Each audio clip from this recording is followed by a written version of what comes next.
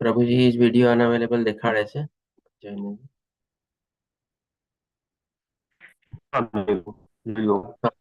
Okay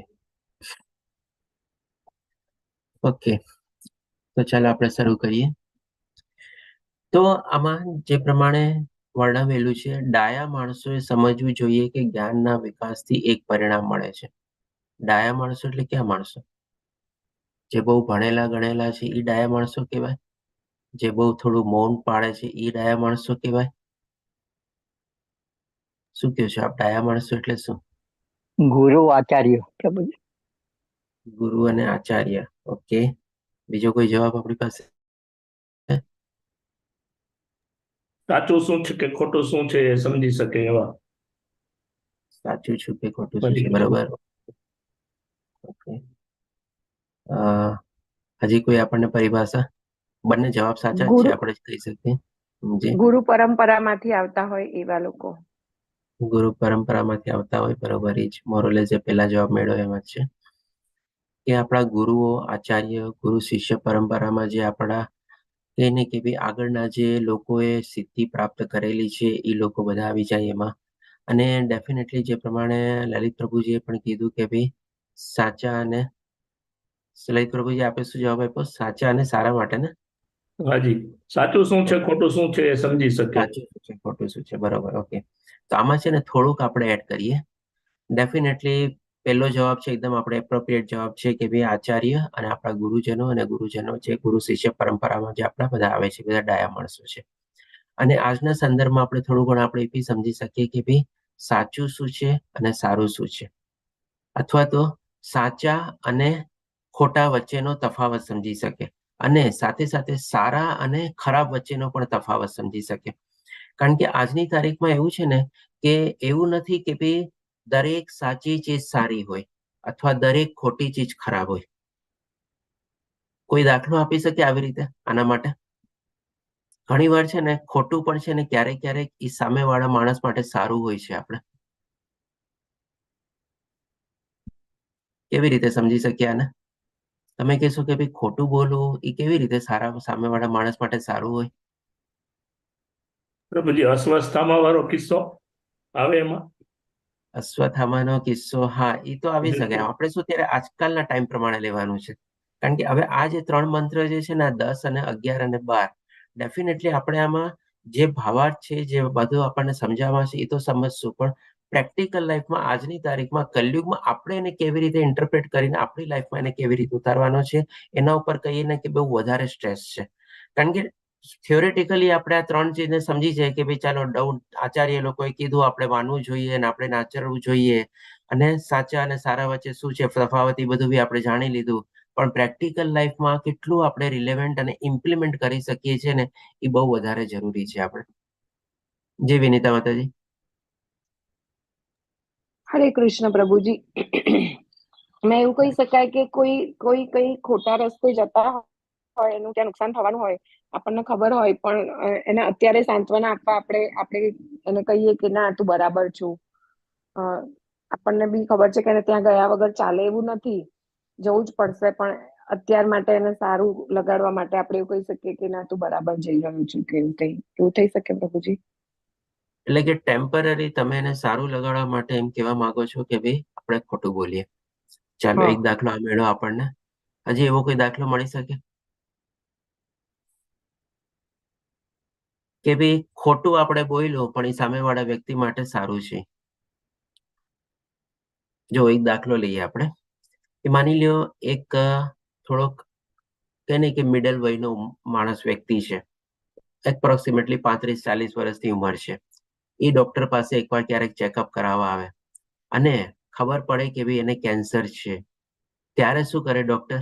એ એકલાને છે ને જો એને કહી દે કે ભાઈ તને કેન્સર છે તો એના માટે કેટલું ખરાબ હોય. એના ઘરમાં બાળકો હોય, એની પત્ની હોય, એના વયોવૃદ્ધ મા બાપ હોય, બધા હોય, અને બહુ સારી એવી માની લો પોસ્ટ બધામાં છે અને સારું એવું બધું એનું ચલાવે છે.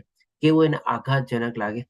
પણ ત્યારે આપણે એને શું કહીએ કે ભાઈ ચાલો તમે તમારા ફેમિલી મેમ્બરની સાથે કોઈકની સાથે આવો અને પછી આપણે એના કોઈ ફેમિલી મેમ્બરને આપણે બતાવીએ. એટલે કે શું, ઓલા વ્યક્તિને આપણે ખોટું બી ન કીધું અને આપણે બીજા કોઈ એના ફેમિલી મેમ્બરને આપણે એ વ્યક્તિને બતાવ્યું. તો આપણે શું છે કે બી સામેવાળા માણસ માટે ત્યારે સારું હતું. કારણ કે આપણે જો ત્યારે સાચું બોલી જાત કે તને કેન્સર છે, ડાયગ્નોસ થયું છે અને તારા હાથમાં હવે લગભગ 3 થી 6 મહિના ટાઈમ છે, તો ડેફિનેટલી આપણે સાચું તો બોલ્યું પણ એ માણસને કેટલો આઘાત લાગે. કદાચ એના બાકીના જે 3-6 મહિના હશે ને એ પણ છે ને સારી રીતે જીવી નહીં શકે. પણ જો એને આવી રીતે આપણે કોઈના ફેમિલી મારફત થ્રુ આપણે પહોંચાડીએ સંદેશો અને એને એ રીતે સમજાવીએ, થોડું ઘણું એનું કાઉન્સેલિંગ ને બધું કરીએ, તો એના માટે અત્યારે તો સારું છે ને. જેના બાકીના 3-4-6 મહિના બી જેટલા એના જિંદગીના બાકી બચ્યા હશે, માની લો એ તો બધું પ્લાનિંગ કરીને કંઈક એને જે કરવું હશે બધું કરશે. અને સૌથી સારું પ્લાનિંગ જો આધ્યાત્મિક જર્નીમાં આગળ વધવાનું કરશે તો એના માટે નથિંગ લાઈક ધેટ. એટલે કે ટૂંકમાં શું છે, જેમ આપણે કીધું ને કે ભાઈ ઘણી વાર એવું હોય છે, જેમ કે વિનેતા માતાજીએ પણ એક્ઝામ્પલ આપ્યો, આપણે જાણીએ છીએ કે ભાઈ એના માટે ઈ ખરાબ છે, એ જે રસ્તા ઉપર જવા માંગે છે, પણ ફોર ધ ટાઈમ બિંગ અત્યારે આપણે એને કદાચ ન કહીએ, આપણે એને સાચું કારણ એને થોડુંક વાળવાની કોશિશ કરીએ, એને સમજાવવાની કોશિશ કરીએ, તો શું આપણે ખોટું બી ન બોલ્યું કહેવાય અને આપણે એને જે સંદેશો પહોંચાડવા માંગીએ છીએ આપણે કીધું બી કહેવાય. એટલે કે સાચા અને ખોટા વચ્ચેનો તફાવત સમજવો અને કઈ જગ્યાએ સારું છે અને કઈ જગ્યાએ ખરાબ છે એ પણ સમજવું. તો આને આજની આ સંદર્ભમાં આપણે કહી શકીએ કે ડાયા માણસો છે. હોઈ શકે આપણે એટલા બધા આધ્યાત્મિક માર્ગમાં આગળ વધેલા ન હોય, પણ જે કહીએ ને કે પ્રેક્ટિકલ લાઈફમાં થોડા ઘણા આવી રીતે એ લોકો હોય, તો એને પણ આપણે આજના સંદર્ભમાં આપણે ડાયા માણસો કહી શકીએ. પણ ડેફિનેટલી અહીંયા ડાયા માણસો સંદર્ભી છે કે જે આપણા ગુરુજનો અને જે આચાર્ય હોય, એ લોકોએ સમજાવ્યું છે કે જ્ઞાનના વિકાસથી એક પરિણામ મળે છે. એટલે કે જે પ્રમાણે આપણે જ્ઞાનમાં આગળ વધીએ ત્યારે હવે જ્ઞાનની પણ પરિભાષા આપણે શું છે અને આજની તારીખમાં આપણે જ્ઞાનની પરિભાષા કેવી રીતે લઈએ છીએ અને શું લેવી જોઈએ એ પણ આપણે થોડું ડિટેલમાં આના સંદર્ભમાં સમજશું. અને અવિદ્યાથી તેનાથી ભિન્ન બીજું જ પરિણામ મળે છે. હવે અહીંયા પણ બે બીજા કીવર્ડ છે, આપણે એક જ્ઞાન અને બીજું અવિદ્યા. પેલો ડાયા માણસ હતો, બીજું જ્ઞાન. જ્ઞાનને આપણે થોડું ડિટેલમાં આગળ સ્લાઇડોમાં સમજશું. પણ અવિદ્યાનો આપણે અહીંયા મિનિંગ શું સમજીએ છીએ? આપણે અવિદ્યા એટલે શું? અજ્ઞાની. અજ્ઞાની, એ તો બરાબર છે. જ્ઞાની અવિદ્યાનો એટલે અજ્ઞાની થઈ શાસ્ત્ર જાય. શાસ્ત્ર વિરુદ્ધનું પ્રભુજી. શાસ્ત્ર વિરુદ્ધનું, ચાલો થોડો ઘણો નિયર બાય આન્સર છે. Material knowledge. પ્રભુજી મટીરિયલ નાસ્તિક નોલેજ. જ્ઞાન. હા, નાસ્તિક જ્ઞાન. નાસ્તિક. ઓકે, આ બધા જે ડેફિનેશન મળે છે ને આપણે અત્યારે કહી શકીએ કે more relevant to the today's time actually આ બધા. પણ જે સંદર્ભમાં શ્લોક બનેલો છે ને જે ભાવાર્થમાં બનેલો છે એનો સાચો અવિદ્યાનો મિનિંગ શું છે? આપણે તો થોડાક હિન્ટ આપું છું. 9મો શ્લોક યાદ કરો. આપણે ગયા શનિવારે જે 9મો શ્લોક લીધેલો હતો, 9મા શ્લોકમાં શું હતું? આપણે કારણ કે 9મો શ્લોક છે ને આપણે કહી શકીએ કે 10મા, 11મા અને 12મા શ્લોકનો છે ને બેઝ છે. આપણે એમાં અવિદ્યાની પરિભાષા શું હતી? આપણે યાદ આવે છે કોઈને? જો પુસ્તક હોય તો એને રેફર કરી શકો છો. ભૂલ ભરેલું જ્ઞાન. ભૂલ ભરેલું જ્ઞાન. હજી થોડાક પાસે આવો છો, હજી થોડાક આગળ વધો. ઉલટા રસ્તે હાલ, ગેર રસ્તે દોરતા હોય એવું. ના, ઉલટા એ બધું આજકાલના તારીખ પ્રમાણે થઈ ગયો અવિદ્યા. સ્લાઇડ આપો આપને, પહેલાની સ્લાઇડ દેખાડો તો યાદ આવે છે.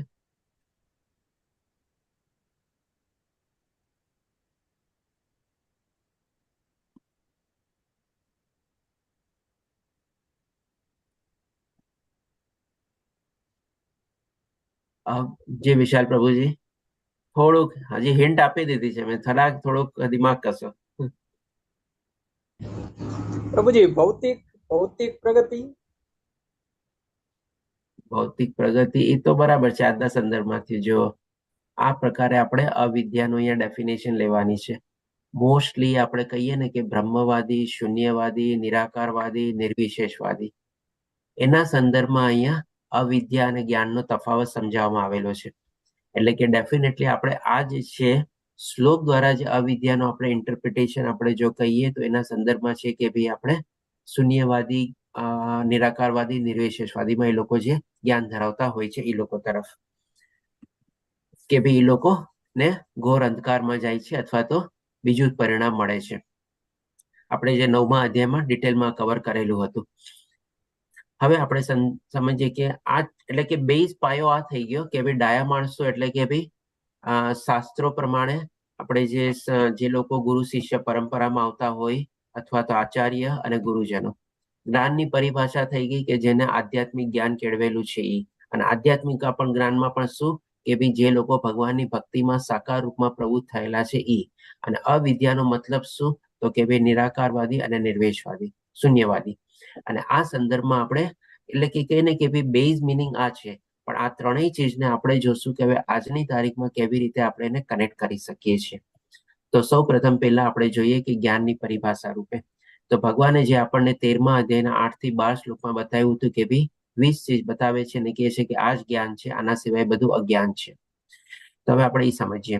વિનમ્રતા, દંભવિહીનતા, અહિંસા, સહિષ્ણુતા, પછી સરળતા, સદગુરુનો આશ્રય, પવિત્રતા, સ્થિરતા, આત્મસંયમ, ઇન્દ્રિય તૃપ્તિના વિષયોનો ત્યાગ, મિથ્યા અહંકારનો અભાવ, જન્મ મૃત્યુ જરા વ્યાધિના અનિષ્ટની અનુભૂતિ, વૈરાગ્ય, બાળકો, પત્ની, ઘર તથા અન્ય વસ્તુઓની મમતામાંથી મુક્તિ, અનુકૂળ તથા પ્રતિકૂળ ઘટનાઓ પ્રત્યે સંભાવ, મારા પ્રત્યે એટલે ભગવાન શ્રી કૃષ્ણ પ્રત્યે નિરંતર ભક્તિભાવ, એકાંતવાસની ઈચ્છા, સામાન્ય જન સમૂહથી અલિપ્ત થવું, આત્મ સાક્ષાત્કારનું મહત્વ સ્વીકાર અને પરંપર બ્રહ્મની તાત્વિક શોધ. આ 20 ચીજ ભગવાન શ્રી કૃષ્ણ કહે છે કે આ બધાને હું જ્ઞાન તરીકે ઘોષિત કરું છું, અને આ સિવાય જે કઈ છે તે બધું અજ્ઞાન છે. તો આપણને જરાક પ્રશ્ન થાય કે આપણે અત્યારે ભૌતિક દુનિયામાં જે બધું જ્ઞાન મેળવીએ છીએ એ બધું શું જ્ઞાન છે કે અજ્ઞાન છે? શું લાગે છે આપના હિસાબે? હરે કૃષ્ણ. ભૌતિક જરૂરી છે કે દુનિયામાં નથી જ્ઞાન નથી જરૂરી? મળતું આપણે પ્રભુજી. પછી હા, ભૌતિક દુનિયામાં જ્ઞાન ના મળે. ભૌતિક દુનિયામાં જ્ઞાન ન મળે. ઓકે, બરોબર. સૌથી પહેલા તો આપણે એ સમજીએ કે ભાઈ આ ભૌતિક દુનિયાનું જે આપણે જ્ઞાન કેળવીએ છીએ એ ભગવાને જે પરિભાષા આપી એ પ્રમાણે જ્ઞાન છે કે નહીં? હા કે ના? ના, નથી. નથી ને જ્ઞાન? નથી બરોબર, પ્રભુજી. એકદમ. હા, બસ આપણે આ એક એક ચીજ ક્લિયર કરતા જશું. હવે આગળની સ્લાઇડમાં બી આપણે એ બી જોશું કે ભૌતિક દુનિયાનું આ જ્ઞાન જો નથી તો પછી આપણે એને શું કામ મેળવીએ છીએ અથવા તો એ જરૂરી છે કે નહીં મેળવવું એ પણ આપણે સમજશું. તો પહેલા આપણે જે અહીંયા ભગવાન જે 20 ચીજ બતાવે છે ને, આપણે કહી શકીએ કે આ 20 ચીજને સમજવા માટે છે ને આપણે એક એક ક્લાસ પણ આપણે તો એ અધૂરો રહી શકે, એટલે કે એક ક્લાસ 2 કલાકનો પણ જો આપણે લઈએ તો પણ છે ને નાનો છે. આ 20 ચીજને જો આપણે સમજવી હોય ને તો આપણે પણ ડેફિનેટલી આપણે અહીંયા શોર્ટમાં જસ્ટ એને ગો થ્રુ કરી જશું, ટચ એન્ડ ગો કરી જશું આપણે. કારણ કે આમાંથી આપણે કહીએ ને કે ભાઈ જયારે મને ખ્યાલ છે ભક્તિ વૃક્ષાના ક્લાસ નહીં લેતો ને ત્યારે આપણે શું છે આમાંથી એક એક ટોપિક ઉપર આપણે એક એક ક્લાસ લેતો 1-1 કલાકનો, કે આ બધા જેમ કે ભગવદ્ ગીતામાં છે ને આપણને જો તમે 12મા અધ્યાયમાં જોશો તો 12 થી લઈને 19મા શ્લોકમાં ભગવાન આપણને ભક્તના ગુણ બતાવે છે, લગભગ 26 ગુણ બતાવે છે. પછી જ્ઞાન શું છે અહીંયા 20 ચીજ બતાવે છે, અને પછી તમે 26મા અધ્યાયમાં જોશો તો દૈવી ગુણ જે છે એમાં પણ 26 ગુણ બતાવે છે. એટલે કે તમે આમ જુઓ ને તો 26 + 9 35 અને 20 55 જેવી ચીજ એવી ભગવાન આપણને બતાવે છે કે આપણે જો એક ચેકલિસ્ટ પ્રમાણે બનાવીએ ને તો પણ આ બધી ચીજ આપણે એક એક અઠવાડિયામાં એક એક ચીજની પણ આપણે થોડું ઘણું એને ઇમ્પ્લિમેન્ટ કરવાનું કોશિશ કરીએ ને તો વર્ષના જો 52 અઠવાડિયા હોય ને આખા વર્ષના અંતે છે ને આપણું આખું કેરેક્ટર છે ને આખું ચેન્જ થઈ જાય. શરૂઆત જેમ કે આપણે જ્ઞાન શેને કહેવાય 20 ચીજથી આપણે શરૂ કરીએ, કારણ કે આમાં છે ને આપણને ભગવાન આપણી લાઈફસ્ટાઈલ કેવી રીતે જીવવી જોઈએ ને એ આપણને સમજાવે છે. પછી 26 ચીજોમાં આપણે દૈવી ગુણો કેવી રીતે આપણે અંદર સંપન્ન કરી શકીએ એ ભગવાન શ્રી કૃષ્ણ આપણને બતાવે છે. અને પછી લાસ્ટમાં જો આપણે 9 ગુણો જે ભગવાન 26 ગુણો જે આપણને બતાવે છે ભક્તોના, એ આપણે કેવી રીતે આપણા અંદરમાં કેળવી શકીએ, એ જો એના ઉપર આપણે કાર્ય કરીએ તો આખા વર્ષમાં આપણે કહીએ ને કે આપણું આખું કેરેક્ટર ચેન્જ થઈ જાય, વ્યક્તિત્વ છે ને આખું ચેન્જ થઈ જાય. કોઈ એક માણસને તમે ડેઈલી મળતા હો ને 1 વર્ષ સુધી તમે આ ઇમ્પ્લિમેન્ટ કરીને 1 વર્ષ પછી મળો તો તમને એ જ માણસ કહેશે કે તમારામાં તો આખું કેટલું બધું ડ્રાસ્ટિક ચેન્જ આવ્યો છે. તો આપણે શોર્ટમાં લઈ લઈએ કે ભાઈ વિનમ્રતા એટલે કે પોલાઇટનેસ, એટલે કે આ શું છે કે ભાઈ આપણે કોઈની પણ સાથે આપણે વર્તતા હોઈએ, આપણા બોલવાનો વ્યવહાર, વાણીનો વ્યવહાર, વિચારવાનો વ્યવહાર બધામાં છે ને આપણે વિનમ્રતા કેળવવાની છે. આપણે સામેવાળો ગમે તેટલો ઉગ્ર થાય આપણે એની સામે રિએક્ટ કરવાની છે ને જરૂર રહેતી નથી. આપણે શાંત રહીને પણ એના કરતા પણ વધારે પાવરફુલ અને સ્ટ્રોંગ જવાબ એને આપી શકીએ છીએ. આપણે જરૂરી નથી કે આપણે ક્રોધિત થઈએ ને ઉગ્ર થઈએ તો જ આપણો પાવર દેખાય, આપણી શક્તિ દેખાય, પણ આપણે વિનમ્ર ભાવે પણ છે ને સામેવાળા શબ્દોને આપણે ક્યારેક ખોટા પાડવા હોય અથવા એને પછાડવું હોય આપણે તો આપણે એ રીતે કરી શકીએ છીએ જો એ ખોટો અને એવી રીતે વર્તતો હોય તો. જરૂરી નથી કે આપણે પણ ઉગ્ર થવું જોઈએ. એટલે કે વિનમ્રતા એટલે કે આપણી વાણીમાં, આપણા વિચારમાં અને આપણા વર્તનમાં હંમેશા આપણે જાળવવી બહુ જરૂરી છે આપણે. પછી દંભવિહીનતા એટલે કે દેખાડો, જે આજકાલનો કહી શકીએ કે કલયુગનો મોટામાં મોટો દોષ છે. કહીને કે ભાઈ દેખાડો, દંભ અને ઈર્ષ્યા, શો ઓફ કરવો અને જેલસી ભાવ, એટલે કે બહુ જ આપણામાં જાગેલી હોય છે. આપણા ઘણીવાર આપણે કહીએ છીએ ને કે ભાઈ ઘરમાં ને ઘરમાં શું એવી ઈર્ષ્યા કરવાની ને દેખાડો કરવાનો, પણ આપણા ઘરમાં ને ઘરમાં પણ છે ને આ આપણે ચાલતું હોય છે એકબીજા પ્રત્યે. બહારની ને બધાની તો આપણે વાત જ જવા દઈએ છીએ. અહિંસા એટલે કે ભાઈ ડેફિનેટલી આપણે જીવ હત્યાની તો આપણે નથી જ કરવાની, પણ આપણે જે માણસ આવો આધ્યાત્મિક માર્ગમાં આગળ ચાલતો હોય એમાં પણ આપણે જો કંઈક અવરોધ અથવા પાણારૂપ બનીએ અથવા તો આપણે એને અડચણરૂપ બનીએ તો એ પણ એક ટાઈપની અહિંસા છે આપણે. અથવા તો આપણે પોતે પણ જે આપણે નિયમો લીધેલા હોય અને એ નિયમોનું ન પાલન કરીએ તો આપણે કહીએ કે શકીએ કે ભાઈ આપણે અહિંસાનો માર્ગ અપનાવ્યો કહેવાય. આપણે જે આધ્યાત્મિક માર્ગમાં આપણે નિયમ પાડેલો હોય એને ન પાડીએ તો દેટ ઇઝ ઓલ્સો અહિંસા. સહિષ્ણુતા એટલે કે ભાઈ આપણે થોડું ઘણું સહન શક્તિ કેળવવી જોઈએ. ભગવાન બીજા અધ્યાયમાં અર્જુનને સમજાવે છે જ્યારે આત્મજ્ઞાન આપતા હતા કે ભાઈ દુઃખ અને સુખ એ આવવું અને જાવું એ તો શું ઋતુના પ્રમાણે, કાળાંતર પ્રમાણે ચાલે છે. અને એ આપણે શું છે ઇન્દ્રિયોનું ભૂતિમાંથી ઉત્પન્ન થાય છે અને એને આપણે સહન કરતા શીખવું જ પડશે. એટલે કે there is no alternative, there is no other choice. આજ જ્યારે મનુષ્ય જીવન મળેલું છે એમાં ઘણી બધી ચીજો સારી ખરાબ, સુખ દુઃખ, હર્ષ શોક આ બધું આવવાનો જ છે આપણે, અને એને આપણે સહન કરતા શીખવું જ પડશે. એમાં આપણે વિચલિત નથી થવાનું, આપણે ઇમ્બેલેન્સ નથી થવાનું. ઘણા માણસો કઈ તકલીફ આવે તો કેટલા બધા ઇમ્બેલેન્સ થઈ જાય છે આપણે. સરળતા, ડેફિનેટલી લાઈફમાં આપણે સરળતા આચરણવાની છે. સરળતા આપણા દેખાવમાં હોવી જોઈએ, આપણા પહેરવેશમાં હોવી જોઈએ, આપણા આચરણમાં હોવી જોઈએ, આપણા વાણીમાં હોવી જોઈએ. સરળતાનો મતલબ એમ નથી કે આપણે ખાલી સીધા કપડાં પહેરી લીધા એટલે આપણે સિમ્પલ થઈ ગયા. આપણી વાણીમાં પણ એટલી સરળતા હોવી જોઈએ. આજે જેમ કે એક સીધો સાદો દ્રષ્ટાંત આપું, માની લો આપણે બધા અત્યારે કહી શકીએ કે ભાઈ અત્યારે લેવલ 3 માં આપણે આગળ વધી રહ્યા છે. અને હું પણ આપણે જેમ કે કહું કે ભાઈ આપણી જેમ જ એકવાર મેં પણ લેવલ 1, લેવલ 2 અને લેવલ 3 બધા કરેલા હતા અને હજી પણ આગળના લેવલો કરી રહ્યો છું. પણ હવે માની લો આવા જ્ઞાન જે થોડું ઘણું કહેવાતું આપણે આધ્યાત્મિક જ્ઞાન બી આપણને પ્રાપ્ત થયું છે અત્યારે, અને એવી રીતે હું એવો કોઈ આપણે કહીએ કે ભાઈ મનમાં ભાવ લાવીને આપણી સામે કોઈક અત્યારે એવા કંઈક એવું માની લો જ્ઞાન મેળવી લીધું હોય કે થોડુંક અઘરું હોય આપ લોકોને સમજવું અને એવા શબ્દો બધાનો ઉપયોગ કરું તો ડેફિનેટલી એ આપણી મારી સરળતા નો કહેવાય. કે ભાઈ જેટલું બની શકે એટલે કે આપણે બધા એક સમાંતર લેવલમાં એકબીજાને સમજવાની કોશિશ કરીએ, એ જ આપણી સરળતા છે.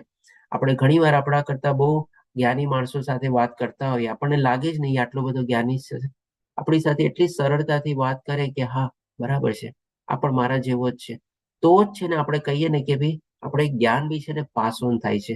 આજે ભગવાન શ્રી કૃષ્ણ કેટલા બધા જ્ઞાની હતા, પણ જયારે અર્જુને શરણાગતિ લીધી ત્યારે ભગવાન એને સરળ સીધી ભાષામાં બધું સમજાવ્યું કે નહીં બોલો. એટલે કે સરળતા બધી ચીજમાં આપણામાં હોવી જોઈએ. સદગુરુનો આશ્રય એટલે કે ડેફિનેટલી જ્યારે કોઈ આવા આપણને સદગુરુનો આપણને સદભાગી હોઈએ અને એનો સંગાત મળે, એનો આશ્રય લેવાની આપણને અવસર મળે તો અને આપણે એનો તરત એનો અવસર ચૂકવવાનો જોઈએ અને એનો શરણાગતિ લઈને આપણે બને એટલું એમની પાસેથી જ્ઞાન મેળવવાની આપણે કોશિશ કરવી જોઈએ. પવિત્રતા પણ શું છે, ખાલી આપણા શરીરની પવિત્રતા આપણે જાળવવાથી પર્યાપ્ત નથી. સાથે સાથે આપણા બુદ્ધિમાં બધા નેગેટિવ વિચારો આવે છે કે નહીં, મનમાં નેગેટિવ વિચારો આવે છે કે નહીં, એના ઉપર આપણે કોન્સ્ટન્ટ આપણે મોનિટર કરવું જોઈએ આપણે. અને આપણી વાણીની પણ પવિત્રતા આપણે જાળવી જોઈએ, કોઈ એવા અપશબ્દો ન બોલવા જોઈએ આપણે. પછી સ્થિરતા એટલે કે સ્ટેબિલિટી, તો ડેફિનેટલી જેમ આપણે સહિષ્ણુતા કેળવીએ તો ઓટોમેટિકલી થોડી ઘણી આપણે સ્થિરતા આવી જાય. તમે જોશો ને કે આ બધા 20 જે ગુણો જે છે એવું નથી કે એક એક ચીજ ઉપર આપણે એક કેળવવા માટે બહુ મહેનત કરવી પડે. ઘણા બધા ગુણો શું છે, એક ચીજ કરીએ ને તો બીજી ઘડી ઓટોમેટિકલી આપણી થઈ જ જાય છે. જેમ કે લાઈફમાં આપણે સરળતા કેળવીએ તો ડેફિનેટલી આપણી સાથે આ પવિત્રતા, સ્થિરતા, સહિષ્ણુતા એ બધી થોડી ઘણી આપણે એટ્રેક્ટ થઈ જાય. અથવા તો સહિષ્ણુતા ઉપર થોડો ઘણો આપણે ભાર આપીએ તો ડેફિનેટલી આપણે સ્થિરતા આપણામાં આવી જ જાય આપણે. પછી આવે છે આત્મસંયમ એટલે કે સેલ્ફ કોન્શિયસ. બંને એટલું આપણે આત્મજ્ઞાન કેળવવામાં આપણે આગળ વધવું જોઈએ અથવા તો આધ્યાત્મિક જ્ઞાન કેળવવામાં આપણે આગળ વધવું જોઈએ. એ જ આપણું કહીએ કે આત્મસંયમી છે, એટલે કે આપણી ઇન્દ્રિયોને આપણે આત્મા પૂરતી આપણે સંયમિત રાખવાની છે. પછી આપણે ઇન્દ્રિય તૃપ્તિના વિષયોનો ત્યાગ. ઓટોમેટિકલી તમે જો એકવાર આપણે આત્મસંયમ થઈએ અને આવી રીતે આપણી ઇન્દ્રિયો ઉપર કંટ્રોલ મેળવીને આપણે આત્મજ્ઞાન પ્રત્યે આગળ વધીએ તો આજે આપણે ઇન્દ્રિય તૃપ્તિનો વિષયોનો ત્યાગ કરવાની ભાવના જે છે આપણામાં ઓટોમેટિકલી આગળ વધે. કારણ કે આમ જોવું તો આત્મસંયમનો મતલબ શું કે આપણે ઇન્દ્રિયોને આપણા વશમાં કરવાની છે ને ભૌતિક દુનિયાના મોહમાયાના આકર્ષણમાંથી આપણે પાછી ખેંચવાની છે તો જ આપણે આત્મસંયમી બની શકીએ. એટલે કે પછી આપણે ઇન્દ્રિય તૃપ્તિનો વિષયોનો ત્યાગ કરવા માટે આપણે વધારે પરિશ્રમ કરવું પડે ન પડે. આપણે એક ચીજ સમજી જઈએ તો એની સાથે બીજી 2, 3, 4 ચીજ આપણે કહીને કે સપોર્ટિવ તરીકે આપણે કોમ્પ્લિમેન્ટરી તરીકે આપણને સાથે જ મળે. આપણને મિથ્યા અહંકારનો અભાવ. ડેફિનેટલી આપણે કોઈ ચીજના માલિક જ નથી તો આપણે શેનો અભાવ? આપણે અહંકાર કેળવવાનો. પછી જન્મ મૃત્યુ જરા વ્યાધિની અનિષ્ટની અનુભૂતિ. એકવાર આપણે આત્મજ્ઞાન કેળવીએ તો આપણે સમજી જઈએ કે ભાઈ આપણે શરીર નથી પણ આપણે આત્મા છીએ અને આ જ્ઞાન જો મેળવી લઈએ તો પછી આપણને જન્મ મૃત્યુ જરા વ્યાધિ સમજવા માટે કેટલું ઈઝી થઈ જાય આપણને.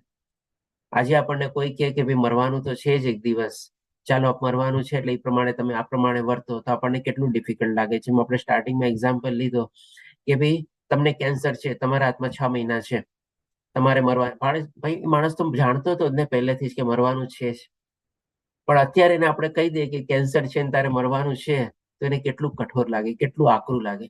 પણ એ જ માણસને જો હવે એ આત્મજ્ઞાનમાં આવી ગયો, એના પાસે એને ખબર પડી કે 6 મહિના છે અને આત્મજ્ઞાની કેળવવામાં આગળ વધી ગયો તો પછી એને જન્મ મૃત્યુ જરા વ્યાધિની કઈ ડિફિકલ્ટ પ્રોબ્લેમ લાગે જ નહીં. ઉલટાનું તો કહે ને કે ભાઈ સામે ચાલીને મૃત્યુને બાદ બેઠે આપણે કે આ હું તો તારી રાહ જોઈને બેઠો છું. અને આ રીતે પોતે જ્ઞાનમાં પોતે સંપન્ન હોય. પરીક્ષિત મહારાજને યાદ કરીએ આપણે. 7 દિવસ હતા એમની પાસે પણ એ 7 દિવસ એમણે કેટલો સરસ ઉપયોગ કર્યો.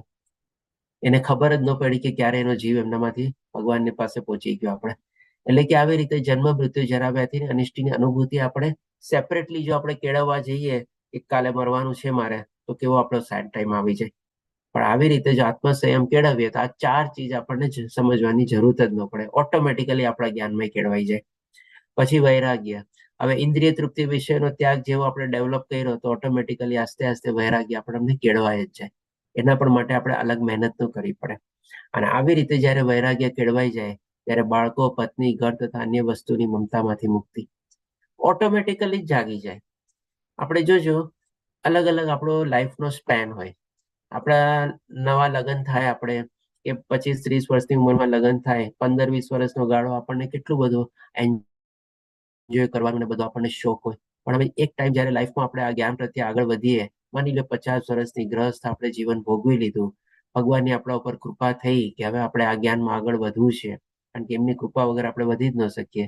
તો આવી રીતે આ જ્ઞાનમાં જ્યારે વધ્યા આસ્તે આસ્તે છે ને આપણા ઘરમાંથી પણ આપણને બાળકો, પત્ની, રિલેશન, ભાઈ, બહેન, આ તે બધા પ્રત્યે છે ને આપણને મોહ જે હોય છે ને એ ઓછો થતો જાય આપણને.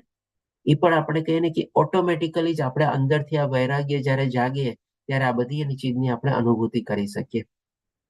નહીં તો ઘણા માણસોને શું હોય છે કે મરતી સમય સુધી ભાઈ મારા છોકરાનું શું થશે, કોણ સંભાળશે, મારી પત્ની માટે આવી રીતે એને પ્રોવિઝન કરવાનું છે, આમ છે, મારો બાળક એની ખ્યાલ કરશે કે નહીં કરે, કેટલા બધા આવા પ્રશ્નો એના બધા મનમાં રહેતા હોય.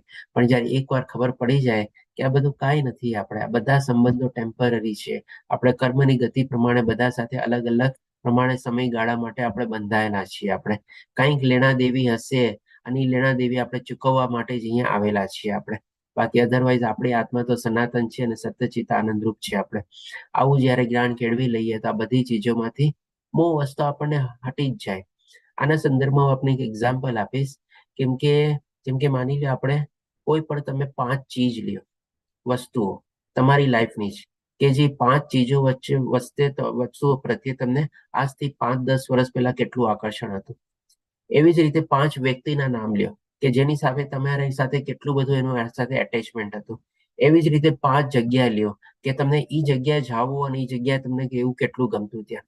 હવે 5-10 વર્ષ પહેલાનો સિનેરિયો લેજો અને આજની તારીખનો સિનેરિયો જોજો તમે, અથવા તો થોડો લાંબો ગાળો જીવવો હોય તો 15-20 વર્ષનો પણ તમે ટાઈમ પીરિયડ બનાવી શકો છો કે ભાઈ 5, 10, 15, 20 વર્ષ પહેલા મને આ બધી ચીજોનું કેટલું બધું આકર્ષણ હતું અને આજની તારીખમાં એ ચીજનું મારા માટે કઈ વેલ્યુ જ નથી. એવી જ રીતે આ 5 વ્યક્તિઓ હતી એના પ્રત્યે હું કેટલો બધો મોહિત હતો. મને એના વગર ચાલતું જ નહોતું, મારે ડેઈલી મળવું જોતું હતું, મને ડેઈલી એની સાથે વાતો કરી હતી, એનો જેટલો મને સંગાત મળે મને ગમતો હતો. અને આજની તારીખમાં કદાચ મેં એને છેલ્લા 2-3 વર્ષમાં મેં યાદ જ નથી કર્યો, કોલ નથી કર્યો. એવી જ રીતે 5 જગ્યાનું તમે જોજો. 5 જગ્યા પહેલા મને ત્યાં જવું ગમતું, અત્યારે શું છે, નથી ગમતું જવું. જસ્ટ આપણી લાઈફના તમે અલગ અલગ ટાઈમ સ્પેન પ્રમાણે તમે કમ્પેર કરજો, તો આ બધી ચીજો છે ને આસ્તે આસ્તે ટાઈમ પ્રમાણે છે ને બધું ચેન્જ થતું હોય છે. તો આવી રીતે ટૂંકમાં એક એક્સરસાઇઝ તરીકે આપણે લઈ શકીએ કે બાળકો, પત્ની, ઘર, અન્ય વસ્તુઓ, જગ્યાઓ અથવા તો અલગ અલગ આપણા રિલેશન, એ બધામાંથી કેવી રીતે આપણે મુક્તિ કેળવી શકીએ છીએ. આપણે અનુકૂળ તથા પ્રતિકૂળ પ્રત્યે સંભાવ. ઓટોમેટિકલી જો આપણામાં સહિષ્ણુતા આવી જાય તો પછી આ ફેવરેબલ અથવા અનફેવરેબલ એટલે કે અનુકૂળ અને પ્રતિકૂળ એમાં આપણે સંભાવ કેળવી જ શકીએ. પછી મારા પ્રત્યે નિરંતર અનન્ય ભક્તિભાવ, ભગવાન શ્રી કૃષ્ણ પ્રત્યે નિરંતર ભક્તિભાવ. એકવાર જયારે આપણે આત્મસંયમી થઈ જઈએ અને આપણને વૈરાગ્ય જાગી જાય તો પછી ઓટોમેટિકલી આપણને શેના ઉપર વધારે પ્રેમ જાગે? ભગવાન ઉપર જ પ્રેમ જાગે ને આપણને. એટલે કે પછી ભગવાનની જ ભક્તિમાં આપણે પ્રવૃત્ત થઈ જઈએ. એટલે બધું ચીજો તમે જોજો એકબીજાની સાથે કેવી રીતે કોમ્પ્લિમેન્ટરી છે, સપ્લિમેન્ટરી છે અને એકબીજા સાથે કેવી રીતે બાય પ્રોડક્ટ તરીકે બધું જોડાયેલું છે અને કેવો સરસ આપણને લાભ થાય છે આપણે એ રીતે કેળવીએ તો. પછી આપણે એકાંતવાસની ઈચ્છા. એકાંતવાસની ઈચ્છા એટલે કે લોનલીનેસ. ડેફિનેટલી માની લો આપણામાં વૈરાગ્ય જાગી ગયો હોય, બાળકો પ્રત્યે અન્ય પ્રશ્નોથી આપણને મુક્તિ જાગી ગઈ હોય, તો લોનલીનેસ ઓટોમેટિકલી જ આવી ગઈ. અને હવે લોનલીનેસ નો મતલબ શું? કે ભાઈ આપણે બધા ભક્તોનો સંગ કેળવીએ, ભગવાનની ભક્તિમાં પ્રવૃત્ત થઈએ આપણે, અને એ રીતે આપણે આપણી લોનલીનેસ નો આપણે પ્રયોગ કરીએ અથવા તો એનો સદુપયોગ કરીએ આપણે. પછી સામાન્ય જનસમૂહથી અલિપ્ત રહેવું. ઓટોમેટિકલી જો એકાંતવાસની આપણામાં ઈચ્છા જાગી જાય તો પછી આપણને જે સામાન્ય જનસમૂહ હોય ને, જે આપણે કહે ને કે વધારે આપણે રજોગુણી હોય અથવા તમોગુણી હોય અથવા ઇન્દ્રિય તૃપ્તિ અથવા શરીર ભોગમાં લાગેલા હોય એવા લોકોની સાથે આપણને વધારે ગમે જ નહીં. આપણે પોતાને જ લાગે ના ભાઈ એ બધું ક્રાઉડ આપણે અથવા તો એ બધું જે સંગઠન છે આપણે એને એવોઇડ જ કરીએ આપણે. અને આત્મ સાક્ષાત્કારના મહત્વનો સ્વીકાર. એકવાર જયારે આપણે ભગવાનની ભક્તિમાં પ્રવૃત્ત થઈ જઈએ ત્યારે આપણે સમજાય કે ભાઈ આત્મ સાક્ષાત્કાર કેટલું કરવું જરૂરી છે આપણે. અને એમાં જ આપણે જો આગળ વધતા હોઈએ તો આપણને કેટલું સરસ અનુભૂતિ થાય છે એ પણ આપણે સમજી શકીએ. અને પરબ્રહ્મનો તાત્વિક શોધ.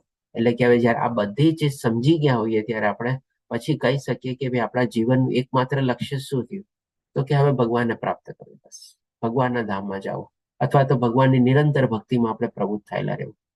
પછી બીજું કોઈ આપણા જીવન લક્ષ્ય જ ન રહીએ આપણે, અને એ જ લક્ષ્યના શોધમાં આપણે આગળ વધી શકીએ. તો આ રીતે આપણે 20 ચીજને આપણે થોડી ઘણી સંક્ષિપ્તમાં સમજ્યા. બાકી અધરવાઇઝ આમાં આપણે જેટલું ડિટેલમાં જાશું એટલો આપણને સમય ઓછો જ પડવાનો છે. તો હવે આપણે જોયું કે આ બધી જે ભગવાને આપણને જ્ઞાન કેળવવાની જે 20 ચીજ બતાવી કે આ જ જ્ઞાન છે અને આના સિવાય બધું અજ્ઞાન છે આપણે. તો આપણે એ ચીજ સમજી ગયા કે ભાઈ આપણે જે ભૌતિક દુનિયાનું અત્યારે જે જ્ઞાન મેળવીએ છીએ એ આપણે અજ્ઞાન છે, એ જ્ઞાન નથી, સાચું જ્ઞાન નથી આપણે. હવે આપણે બીજો પ્રશ્ન સમજીએ કે જે ભૌતિક દુનિયાનું આપણે જ્ઞાન મેળવીએ છીએ આ જાણ્યા પછી બી આપણે, તો હવે એ જરૂરી છે શું? હવે એ પ્રશ્ન લેશું. એની પહેલા આપણે એ સમજીએ કે આ બધાનું મંતવ્ય શું લાગે છે. આ કહેવાતું ભૌતિક દુનિયાનું જ્ઞાન મેળવવું જરૂરી છે, હા કે ના? ખાલી